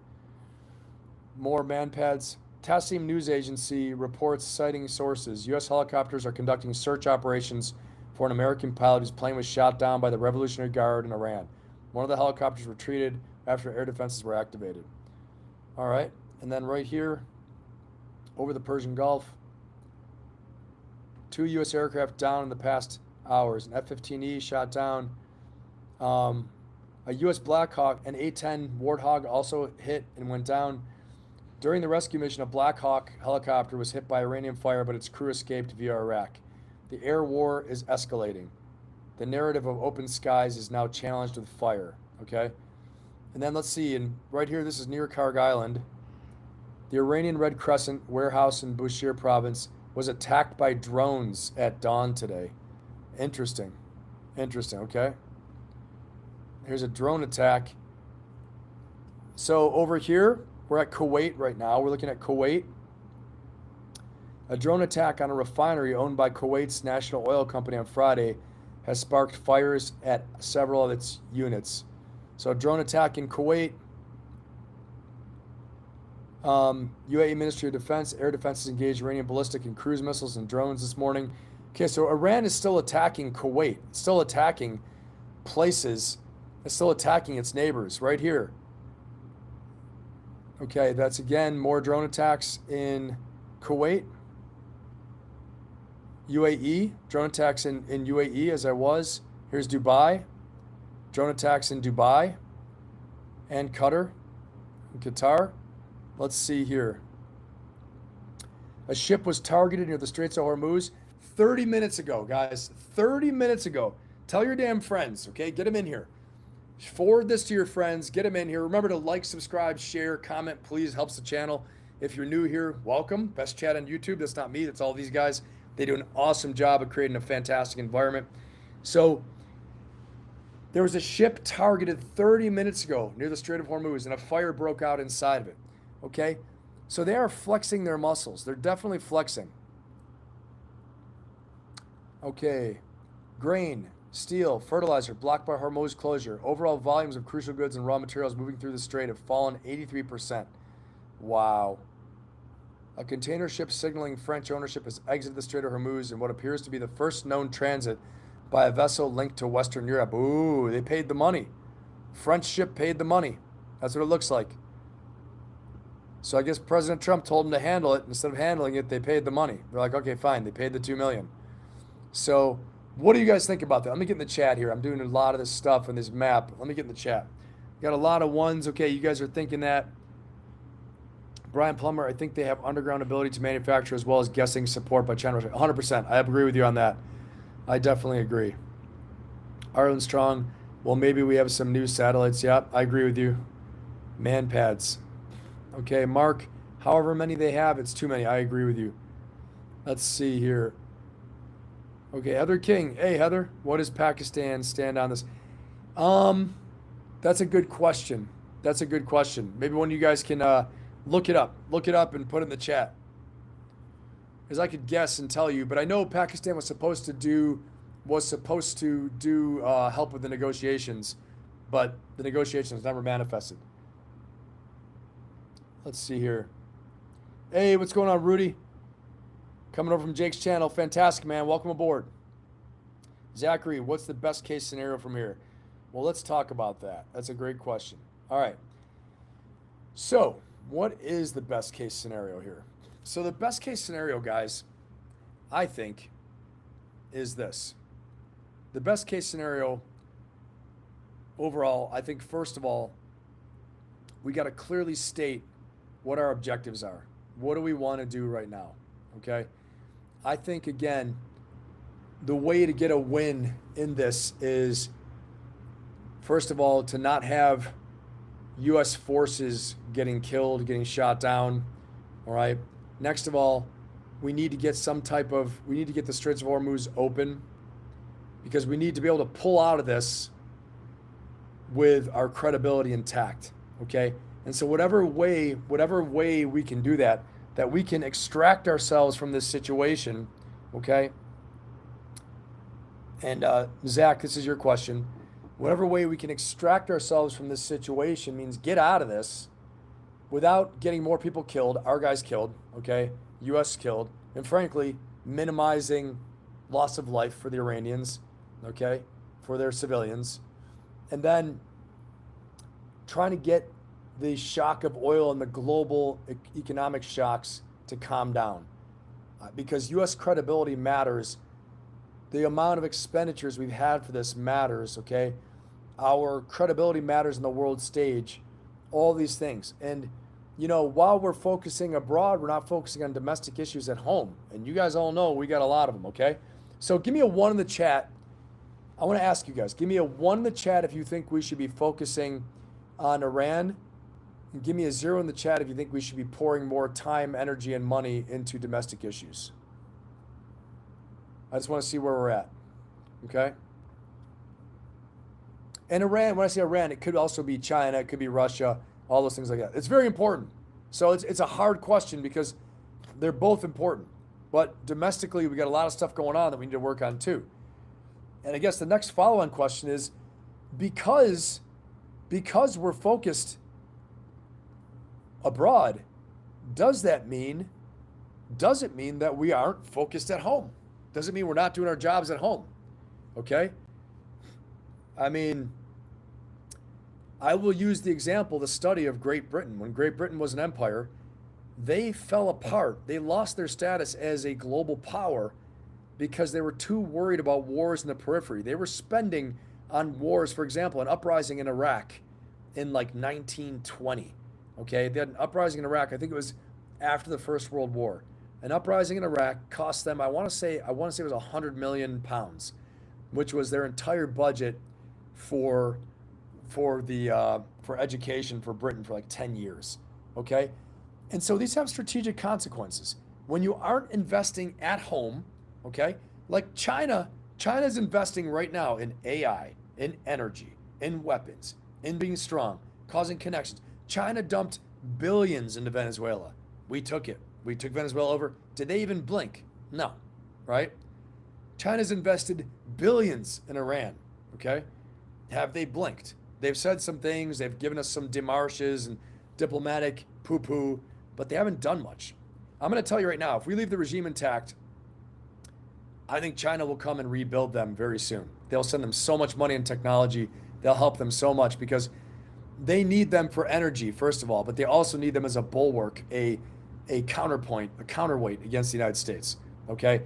But I think China's stupid too, because you think Iran really likes Chinese, a communist party? Do you think Iran's theocratic regime? No, they can't stand them either. They're just down the totem pole. Israel, number one, great Satan. Well, we're the great Satan. Israel's the little Satan. And then everybody else from there. You think they like the Russians? The Russians think they're their friends? They can't stand the Russians either. I mean, this is nuttiness, okay? Putin knows that. He doesn't care. He's using them. So let me see what you guys think. Let me jump in the chat. Because again, I get rolling on this stuff. I could talk about this all night. I love what I do. And I appreciate all you guys. I want to say that first of all. I appreciate all of you guys. Appreciate all your support. Best chat in YouTube. If you're new here, welcome to the best chat in YouTube. That's all of them. These guys make it special. I'm just putting on a little show here. They hang out. They make it special. You get all the magic in the chat with me in the background talking my trash here. And it's not trash. Damn it. But you guys are the special ones here. You're the best chat in YouTube. And that's not me saying it. It's so many people. It is me saying it. But it's also seeing other chats and people who come from other channels to this chat. They say, wow, how refreshing. You guys are positive. You don't attack each other. You're not crazy. You don't have nutty stuff going on. Dude, you can agree. You can disagree. You can argue and debate. But just don't bring any negative wackiness in here, okay? Because then, we're going to say bye-bye, right? It is a privilege to be in this chat with these awesome people. And super smart, too, by the way. Super smart people. Makes me smart all the time. Makes me smarter. All right, let's do quick round of applause. Greatest chat on YouTube. All you guys. Here's a round of applause. All right. I'm a menace now that I've figured all this stuff out. Don't forget to like, subscribe, and share. Subscribing costs you nothing, okay? It's going to really help out the channel. The bigger the channel gets, the more guests I get to have on, the cooler stuff gets to happen, the more we get to push out and grow this awesome chat and grow our reach for our message of ferocious optimism, and so people can become better strategists, make better decisions for their lives through the real-time study of what's going on at the national level, on the national strategic level, okay? So we distill that down from the national strategic level down to our business level, down to our personal life level. You got to know what you want, right? What do you want? How are you going to go get it? What resources are you going to use to support that? And how do you get more of it, okay? Let's keep on rocking and rolling because we got a lot more stuff to cover. Let's see how our poll is doing really fast. Guys, I'm on the road right now. This isn't my usual background. If you're new here just joining us, I am on the road for some travels, but the show must go on, so I thought I got to make this happen. And I'm doing it from my laptop, not my normal camera, not my normal lighting setup, all that stuff, okay? And I hope you guys like it. And stick around because the leadership lessons of South Park are coming not too far away. They're coming. And I got a great, funny segment. If you're new here, our 3-act structure basically goes, the first act, we're going to talk about the latest big strategic developments and leadership profile, why decisions were made. This week, we're talking about President Trump, the decisions he's making. Okay, we talk about him almost every week, but really deep diving in his calculus, his strategy, ends, ways, and means, his assumptions, okay? Then going in, deep diving into the Iran war, the latest strategic news that's impacting all of us. And then our third act is we're going to kick off the weekend really well with the leadership lessons of South Park, and that's our comedy satire segment. So stick around. If you haven't seen that yet, you're going to really like it. It's going to be a great time. All right. Let's go ahead and take a look at this next one. We'll continue on this just a little bit more. Okay, a little bit more on this. Reports. Those reports included these images you're seeing right here on the screen of what it claimed were a downed U.S. force fighter jet. CNN has reached out to U.S. Central Command for comment. I want to bring in CNN's Jim Sciutto, who is in Tel Aviv, Israel, and Elena Trine at the White House. Jim, to kick it off with you, what more are you learning? U.S. officials now confirming that a U.S. fighter jet was shot down over Iranian territory and that a search and rescue operation has been lost and, to our knowledge, remains underway. In fact, there have been images circulating online, geolocated by CNN, which are consistent with a search and rescue operation. They show both fixed-wing aircraft and helicopters, including one video that shows the refueling of 2 helicopters. And that's notable because they would be refueled to stay in the air, which would indicate that they've been in the air for some time conducting these search and rescue operations. A serious.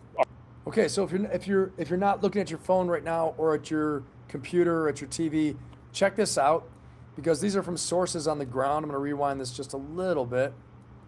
All right, and so this is the CSAR, the C-130J search and rescue aircraft doing a low-level refueling operation that was taking fire. Okay.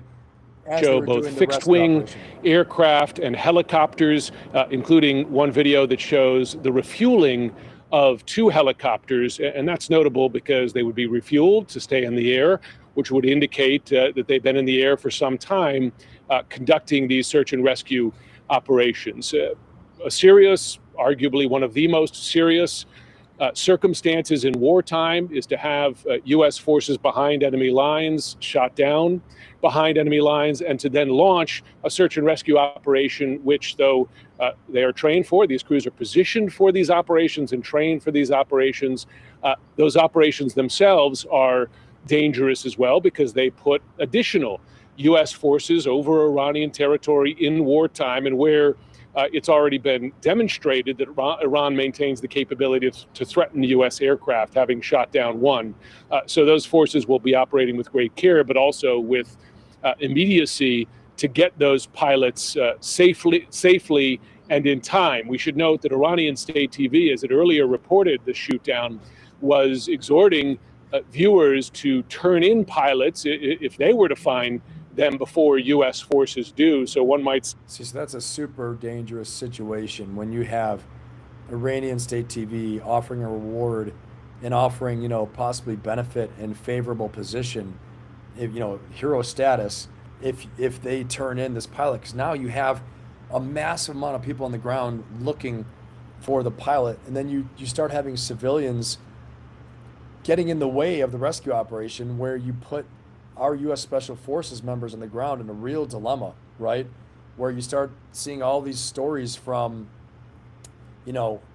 whether it's something in Afghanistan or it was a story from Iraq where, U.S. Special Forces, and I mean Marine Raiders, Green Berets, Navy SEALs, you name it, Air Force pararescuemen who are definitely on this mission.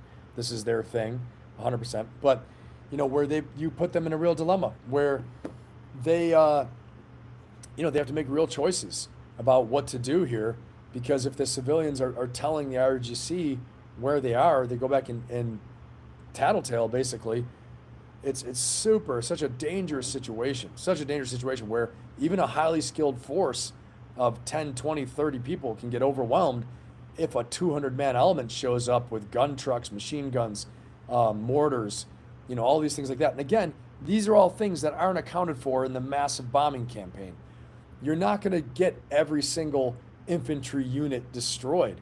Like I said, you can hide in houses in civilian areas all the mortars, ammunition, guns, bullets, all things like that still can kill people.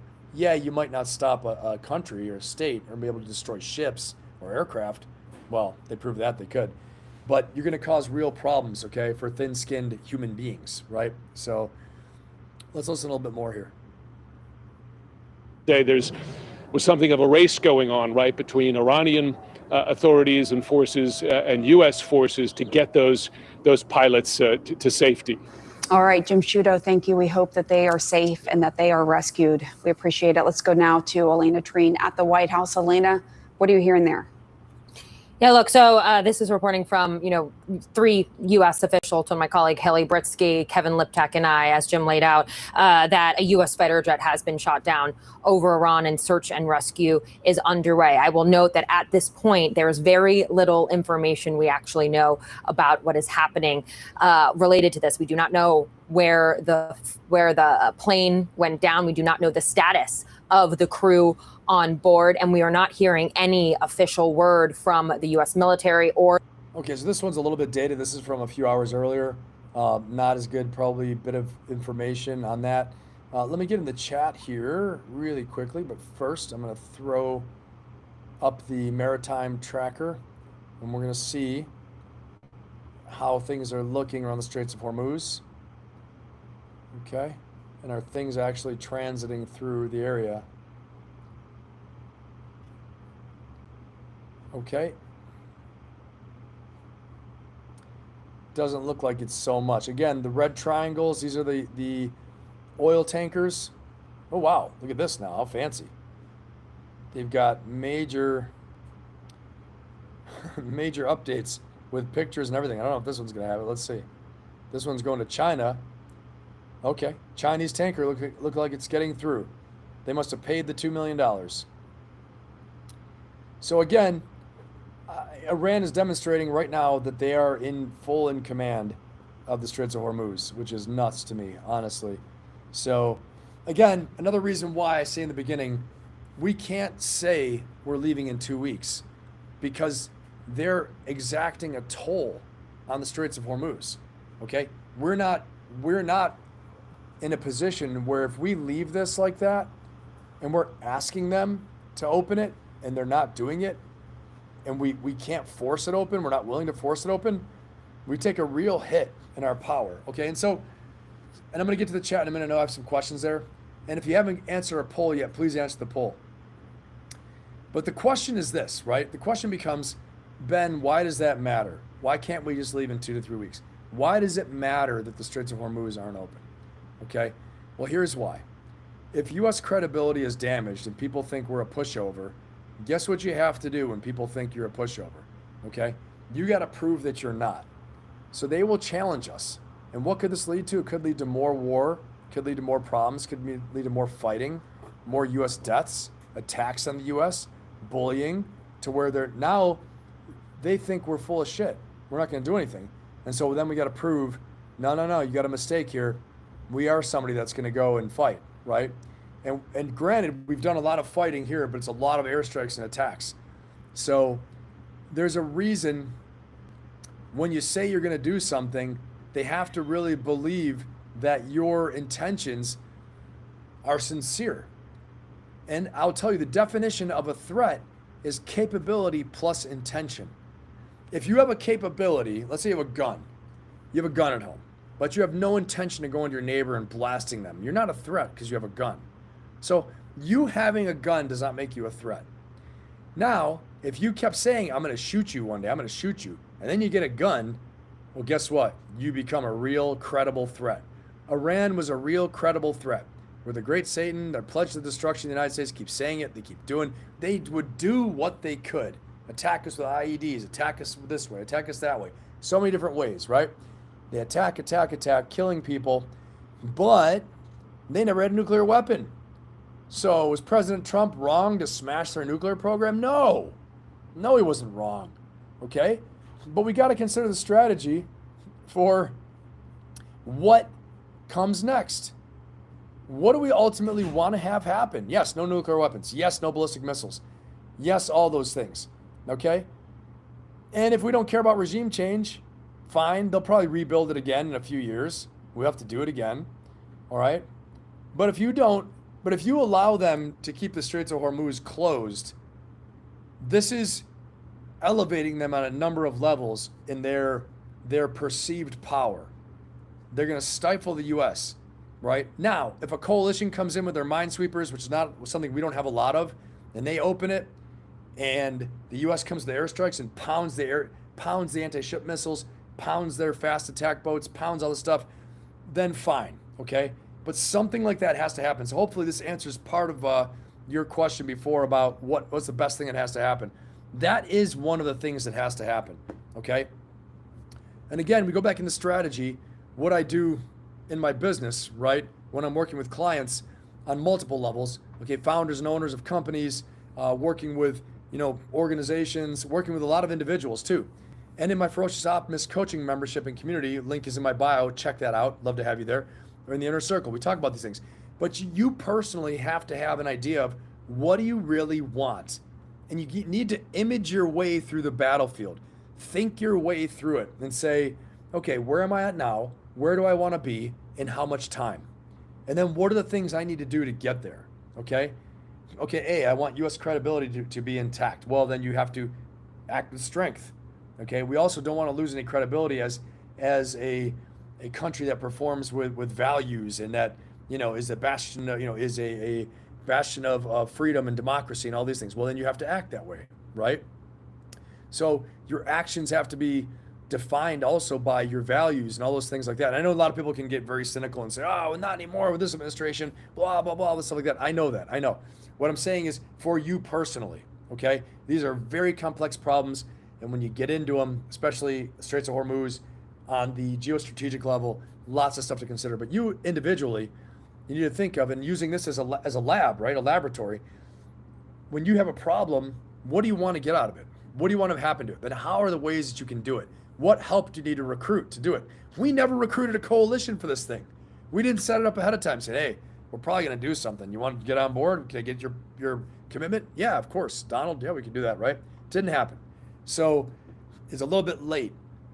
And that's why people are accusing President Trump of not really having the best strategy, okay? So again, at the personal level, try to define clearly what you want by when, okay? What you want to have happen by when. And then, of course, you may have to try different things that didn't work. But when you clearly define what you want and why you want it, what's the deeper reason why, you can create multiple options for success that will influence every micro decision you make. Okay? Guys, give me a 1 in the chat if that makes sense. Please give me a 1 in the chat if you're tracking, if that makes sense. All right? If that doesn't make sense and I lost you, I'll rewind. Or I shouldn't say I lost you. I lost you because I didn't explain it well. Give me a 1 in the chat if that made sense, okay? And if not, I will re-explain. Okay, let's see here. Let's see. First VI rifleman. So do you think the pilots of the search and rescue crews are sore for the PJs, or does Air Force have elite crews for PJs? I asked my friend who was in the second range and he said PJs always had sore. Yeah, I think so. I think the what I would say is that I think that U.S. Special Operations Forces are out there, and they are definitely on the ground. So I think just because CNN is reporting something, or we're getting video of something, doesn't mean they always know what they're seeing either. Okay, my reports I have right now at my personal level are that definitely U.S. Special Operations Forces are out there. I'm not 100% sure about the search and rescue C-130, okay? But I think you're definitely going to have Special Operations Forces aircraft out there as well too, okay? So That would be my best answer. And also, you can have mix and match different people and different things, whatever, it depends on what's available. Okay, if they don't have a package out there, then they can get on whatever they need to get on. Okay, so that's what I would say. All right, let's keep on rolling here. Awesome, I appreciate you guys get it. Okay, good. That means I'm doing my job. All right, let's take a look at this. We looked at that. Okay, one more time because I think this is a good map to take a look at. So we have a good idea of what some of the critical infrastructure is in Iran and just where we are. I said this before, the Khuzestan oil fields are a critical piece of infrastructure. Abadan oil refinery, Karg oil terminal. Let's be clear, Karg is an oil terminal. I think it's a strategic feint. I think it's a deception. I don't think this is the place we're going to seize. Why? The Straits of Hormuz are closed. Okay? So yes, Iranian ships can get through because Iran controls the Straits of Hormuz. I understand that. But guess who's on the other side of the Straits of Hormuz? Guess who's right over here? Oh, right over here. The U.S. military. And the frickin' ship isn't going to go sprouting wings and flying away. Okay? So if they fuel up there and they go sneaking through, we're going to interdict them anyway. Okay? So why would we go to Karg? It doesn't make sense. Bandar Abbas, Keshem Island, Straits of Hormuz, we got to control the straits. That's what makes sense to me. Okay? This is the area where all the incidents happened for today. Around Awaz, Abadan oil refinery, the Imam Khomeini port, right here. Okay? That's where all the action's happening today with the downed aircraft, the search and rescue, gunfights. And again, if you're just joining us, please like, subscribe, and share, and comment. Pass it on to your friends to jump in here. Best chat on YouTube. But also, if you're just joining us and you didn't see this, I'll put this up in 1 second, not before I show you another map that I think is pretty helpful to get an idea of what's around here. Nuclear sites, okay? This is regime infrastructure, okay? But if you weren't here earlier, I think this is important to see. U.S. Special Forces enter Iran to rescue downed airmen, okay? And there's reports of gun battles going on. I know I've heard from some Air Force PJs. I've seen some of their stuff, like, Aaron Love, for example, in the war room with me before, had confirmed that, he knows that guys are out there sticking and jabbing, so others can live. They're doing their job to go rescue people, okay? That is their thing right then and there. Now, I'm sure they have some good backup with them as well, but again, I don't know the full footprint yet. I know we were starting to send packages out there, but I don't know what's out there already, okay? If the MEU is already there, the MEU could help out. If there's some squadrons out there of the National Mission Force, 100% they can help out. But again, I'm going to say to you, you risk exposing a helicopter full of National Mission Force assets, Navy SEALs, Delta Force, whoever, okay? You lose some very critical assets if something happens and you expose them to lots of small arm fire, man pads, in a place that you thought was totally clean for air. Oh, it's not, right? I'm just saying, again, you can never, two things. Don't make the enemy 10 feet tall, but never underestimate the enemy, okay? Enemy always gets a vote, and they can surprise the hell out of you, all right? You still got, don't make the enemy 10 feet tall doesn't mean take stupid actions and make yourself vulnerable. It means take action and don't let fear dominate you, okay? And don't be 10 feet tall and bulletproof means you got to check 6 and make sure you're doing things right and you're doing the right things, okay? You're not just going out there taking unnecessary risks, which will really mess you up, all right? Okay, so let's go ahead and look at this next one. And then, guys, we are almost into our comedy section. But before we go into the leadership lessons of South Park, we are going to jump right in here.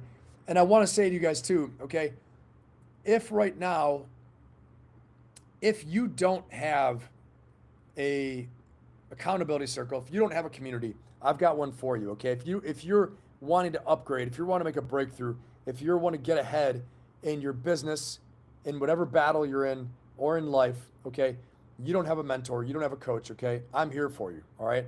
I've got my Ferocious Optimist community as well too. The link is in the bio. Check it out. There's a great video. I played a lot in the lives. I'm on the road. I didn't play it last week because we were flying, and then I didn't play it tonight because I'm on the road right now and we're getting through this and just sticking and jabbing. But watch the video. Take a look. It takes you inside the Ferocious Optimist coaching membership and community. Okay, in there we are talking about strategy, personal strategy. Part of personal strategy is energy management, is mindset management, because this is your frigging fighter jet. Okay, how you operate yourself and employ your weapon system matters.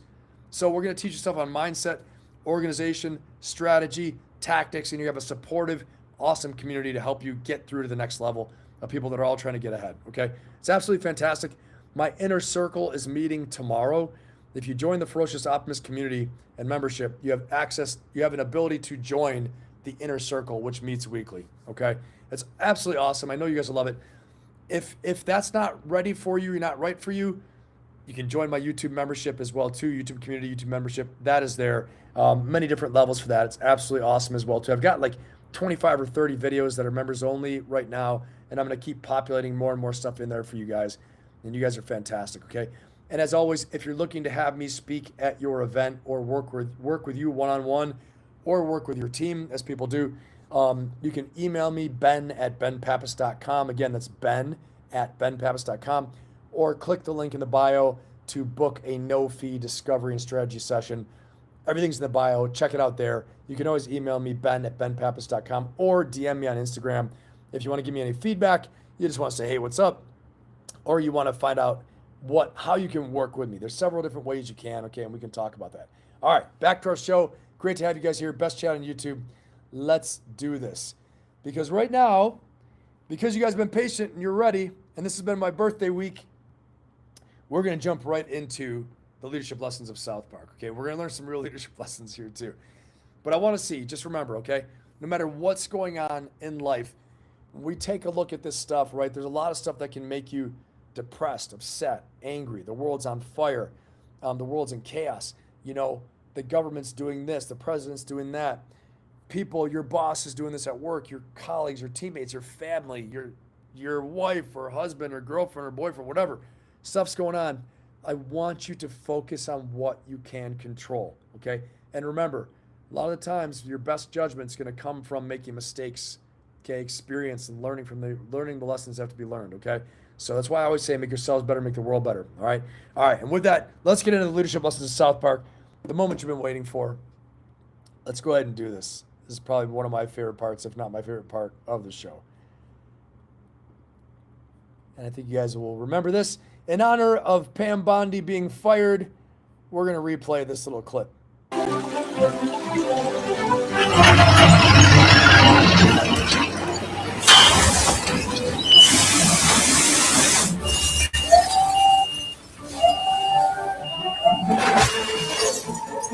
Okay, so then over here is where you're gonna have the big golden pillars that you guys wanted. Oh, yeah, that's great. Okay, and then right over here is where we're gonna put your dance floor. All right. Wait, dance floor? I thought we were knocking the east wing down to make room for the nursery. To what? The nursery? You said all this remodeling was for the baby, not to make room for more of your stupid parties. Hey, relax, guy. We can just stick the baby in the bathroom or something. Wow. Okay, so obviously I have no say in this remodel. Mr. President, sir, I'm very sorry, but we need to speak with you urgently. It's a matter of national security. We don't want to frighten you, Mr. President, but we've received intelligence that someone might be trying to stop your baby from being born. What? Who? Hey, relax, guy. We don't know who yet, sir, but Pam Bondi has been looking into it. That's right, sir. We won't let any harm come to the baby of the greatest president that ever lived. You are without equal, sir. You know what's so crazy is that he still fired her. She was so crazy, loyal, insane. Gosh, I thought she was nuts. I mean, I don't know what you guys think. You tell me what you think in the chat, but I just thought she was too much. It was crazy. The stuff, the way she acted was nuts. And the Epstein files, it was all nuts. And then still fired her. It's the pattern with him too. And wow, I don't think she did her any credit. I don't think she did herself any favors. Anyway, all right, let's keep going. Pam, And we are honored to be. Pam, sorry. You got a little shit on your nose there. Oh, do I? Did I get it? No, it's still there. If someone is trying to harm the baby, then we must know who. Well, there is one theory. Some people believe that by demolishing the East Wing, oh my God, we may have unleashed some sort of wrath. all right. I'm going to switch over. So, what is the lesson to be learned here? What is the big lesson? Well, I will say the big lesson here is you got to make sure you're not placing loyalty, okay, over your own personal values, and you're not letting blind loyalty overcome common sense, okay? There were a lot of common sense things and a lot of, what's right, in my opinion, not really being adhered to because blind loyalty. And that's the leadership lesson of the day, right? And so therefore, South Park makes fun of you and says you have shit on your nose. Let's see here. Let me see. Chat, let me see what you got. And we'll roll through the rest of these.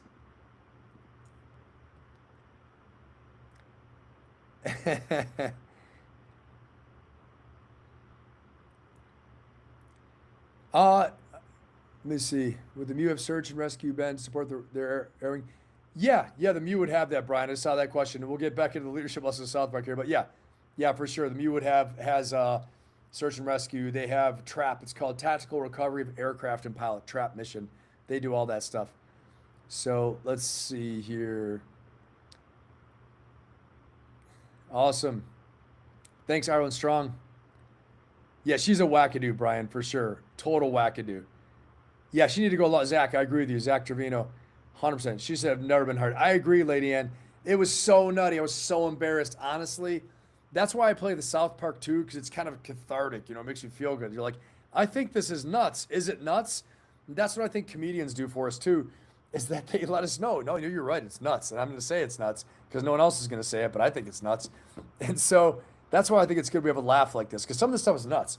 I thought she was cuckoo. I'm like, what the hell's going on, man? It's like a nut show, total nut show, with the yelling and screaming in Congress and defending your redaction action.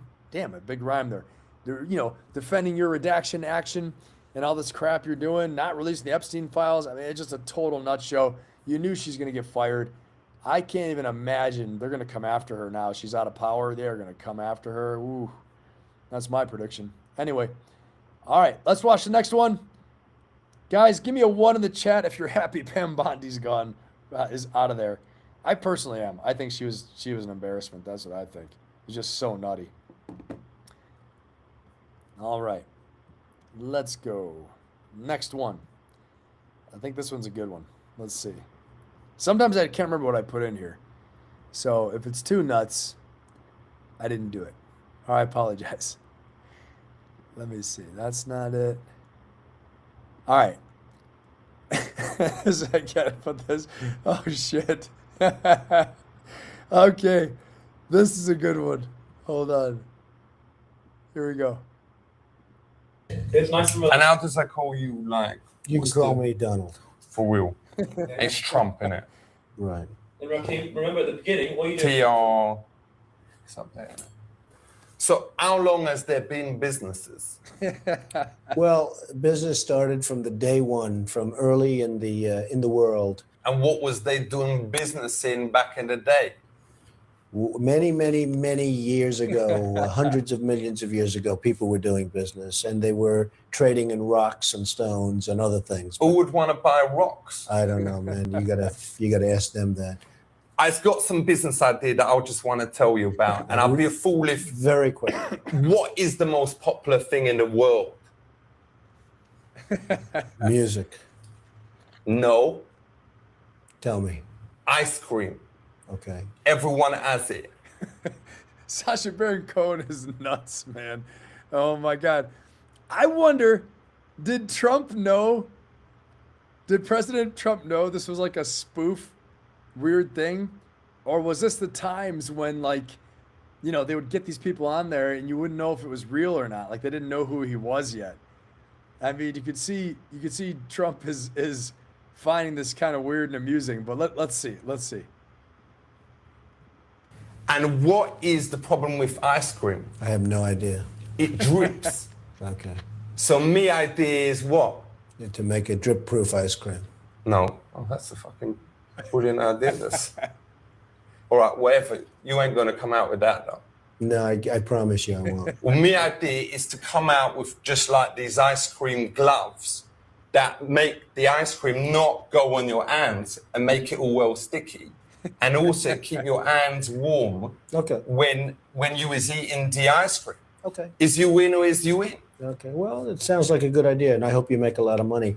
Good luck, folks. It's been nice seeing you. You take care of yourself, okay? Is you going to be in on that? Well, it sounds like an interesting... We've got like P. Diddy is going to be in it. Good. What the hell? What the hell was that? Oh my God.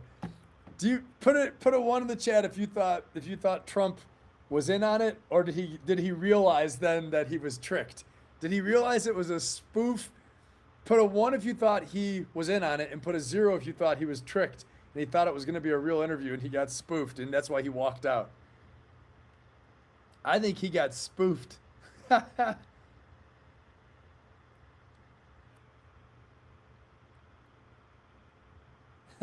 just reading some of these comments here. Oh my God. Let's see, chat. What do you guys think? I was dying when I saw that one. Coffee and pizza. Don't even say that right now. That sounds pretty good. Both. Coffee sounds good. Pizza sounds good. Trump's so handsome. Well, there you go. So, oh my God, this is so funny. Useful idiots. Oh, okay. Yes. Oh, is that right? You guys have a lot of good stuff in here. Green Line Challenger. Pam Bondi was a snake in the grass. I don't have high hopes for the next pick. Yeah, I mean, I know what you mean. Lisa Jones says a 1 star. Useful idiots used. Yep. Dangerous times for the new. Right, for her now, since she's seen and knows. Oh, in those files. TM. Wow, I didn't even think about that. Wow. That's why I say smartest chat in YouTube, best chat in YouTube. I did not even think about that. That is freaking nuts. That's nuts. You're right. Dangerous time. Let's get into the next one. The leadership lessons of South Park is thickening. Act 3 used to be lickety-split, laugh our brains out. But now we're getting into some real stuff here, guys. And if you're new here, like, subscribe, and share, please. It's not going to steal your soul. You press subscribe. Nothing happens. You help out the channel. You get to find out when I'm going to go live and all my new videos coming out. And we're going to have a lot of fun. Nothing bad's going to happen. My mom used to think it was dangerous to subscribe because it'd steal her information. But we won't. Promise you. I have nothing to do with it. Now, here's what I think has to happen. Guys, call your friends. Call everybody right now, okay? I'm telling you. Tell them about we're about to break through, and you ask me what needs to happen to end the war, to stop them dead in their tracks, to scare them all away, and this is what I think needs to happen, okay? This right here is what needs to happen right now. We are flaming flagler. That's kind of what they got. That's kind of what just happened, basically. But that's what we need. We need a quick action like that, and I think it'll be over. All right. Lesson there. What's the lesson there? The lesson from LEG was, I don't know what. No one, you're getting tricked. The lesson from this one, leadership lesson, is be bold, be audacious, be daring, and be courageous. And a lot of the times, when you seem like you know what you're doing, and you're feeling strong, and you act strong, people are usually going to step aside for somebody who knows what the hell is going on, and they're like totally convinced. When you're fully convicted and fully committed, okay, other people, they get out of your way, 100%. Okay, so that's the leadership lesson of that one. Let's drive on. That's one of my favorite seeds. Let's see. Here we go. Yeah, I think he got tricked too, everybody. See a lot of zeros. He got tricked. Team America's coming, Brian. How did you know? Team America is coming, my friend, very soon. Don't spoil it. It is coming, though. Not just yet, but very soon. Very soon it is coming. Hold on one second. Okay, here we go. I can't help myself right now. Here we go. This is what I think probably actually goes on. I hate to say it. There might be some of this going on, you know, honestly, in real life. And maybe this is, you know, me being stupid, but actually, I think it's not far from the truth. Nuclear weapons, even Ahmadinejad, and he looks like a... All right. Unfortunately, I think that in a lot of ways, in a lot of places, not just in this place, this is these are things that happen. This stuff happens. So, hate to say it, but yep. So let's see. I got one more. I got one more for you.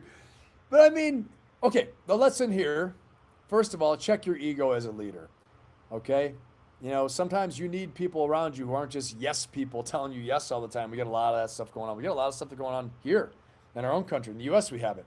Can you imagine in the United States of America, we have that going on to a big degree, bigger probably than ever, and you don't think that happens in other places? 100%. They do liquidate people. They get rid of them. They don't want it. They don't.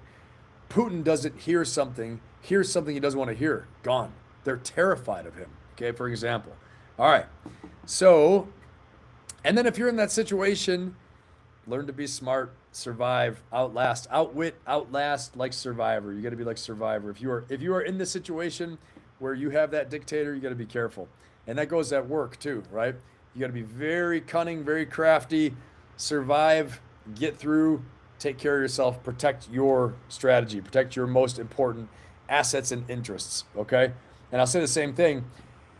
But at the same time, if you're a leader, don't be like this. Don't even be close like this, because I'm telling you, there are people who you do things to, you act a certain way, they see you like that. Excuse me, they will see you as a leader like that, that you're the dictator or you're, you know, the king, all these things like that, okay? All right, the last one, but not the least one, we're going to do a drum roll. We're doing a drum roll because this one is amazing, and if you've been waiting, you deserve this one. And Brian Plummer, you deserve this one. You named it. You named it. And here we are. Okay? You named it. The drum roll hits. I'm going to do one more drum roll because I couldn't find it. One more drum roll. And then we'll do it. Here we go.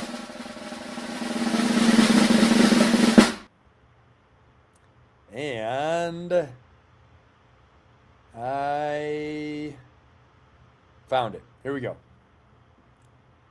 You called it, Brian. Here we go. Oh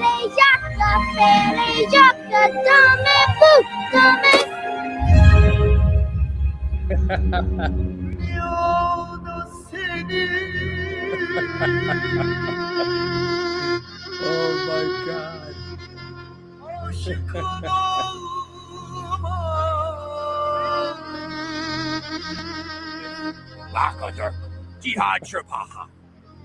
I gotta tell you guys a story. The first time I came home from combat, I visited my brother and my dad, and my brother said, "Hey, I've got something I want you to watch." And he's like, "You might think it's a little crazy. I don't know." He didn't know, like, but did I come home and I'm like nuts after, you know, my first combat tour, after a combat tour. And I was like, "No, okay, yeah, let's play." He's like, "You sure? It's something kind of funny about the war." I said, "Okay." And they put it on. I laughed so hard. And then let's keep playing it. I was dying. Like, unbelievable. Jean-François, mauvais garçon. Regardez, maman, on va les enquêter. Mon Dieu!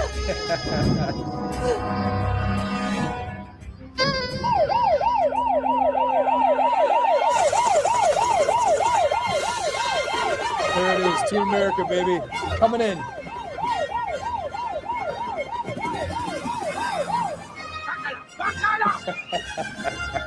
You I was in the dying when I row. first saw Put this. down the weapon of mass destruction and get on the ground. You're I was under arrest. literally crying. Literally crying. The first time I saw this was years ago. Like 20 years. 20 years ago, I think the first time I saw this. So Down your weapons now. Why can't they ever do this the easy way?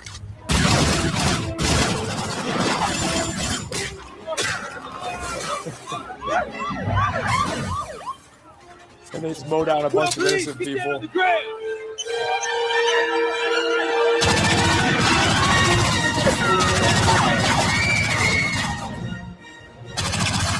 Crazy stuff. Terrorize this.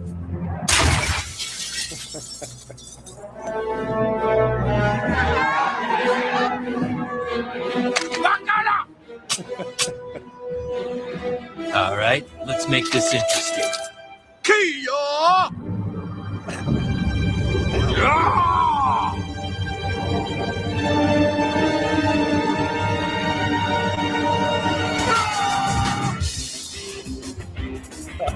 So stupid.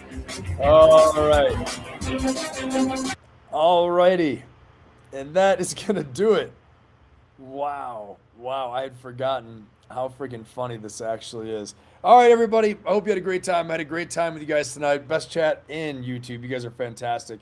How much fun is that? How stupid is that, actually? You got to have some fun, though. Like I was saying, don't lose your sense of humor, okay? There's doom and gloom everywhere. Like I showed you guys last week, there's still a lot of positive things out there, a lot of things to be grateful for. We have a lot of great scientific breakthroughs that are happening. We got breakthroughs in many different ways, shape, and form, okay? Remember to laugh, remember to have a good time, and remember, like I always say, focus on what you can control. If you don't have your goals written down, if you don't know what you really are shooting for, okay, write it down. Take the weekend and decide. Pick 3 things and say, what am I going to do from now until July? 3 months, 1 quarter of this year. What am I going to work on? What am I going to focus on? What am I going to pour myself into that gets me excited? Maybe I'm going to lose weight. Maybe I'm going to start lifting weights. Maybe I'm going to make some more money. Maybe I'm going to save some more money. Maybe I'm going to try to improve my relationship, or I'm going to get out of a relationship. I don't know. Maybe I'm going to move. Maybe I'm going to work on, developing a skill or a certification or an ability that I know I need that will help me, something I'm really interested in, whatever it is, okay? And the thing is, maybe you're going to take care of yourself and your health and your fitness, all those things like that. Whatever it is, focus on what you can control. And remember, your daily small decisions make a huge impact, okay? And just like we're studying strategy, know what you want, what your goals are, your ends, know what the ways you're going to get this thing are, and understand what the resources are you're going to put behind it in order to make it real, okay? And a lot of the resources you and I have, we're not countries, we're not billionaires. We've got sheer willpower, effort, hard work. We got sweat, blood, and tears, all those things like that. But we also have focus and discipline and strategies and systems that we can use, okay? If you don't have an accountability circle, you don't have a system, you don't have a coach, you don't have a mentor, I'm here for you. Check out my Ferocious Optimist coaching membership and community. Or if you want to work with me one-on-one, you want to accelerate your breakthroughs, you want to accelerate getting your goals accomplished, reach out to me one-on-one, book a no-fee discovery and strategy session with me. Link is in the bio, okay? You can reach out to me also at ben@benpappas.com, my email, or hit me up on Instagram. And I look forward to seeing you guys all again very soon. Hopefully you had a good time. I had a great time with you guys. Best chat in YouTube. Like I always say, make yourself better, make the world better. Have an amazing, amazing weekend, and go get yours. Let's go. I'll see y'all next time. Thank you so much, everyone.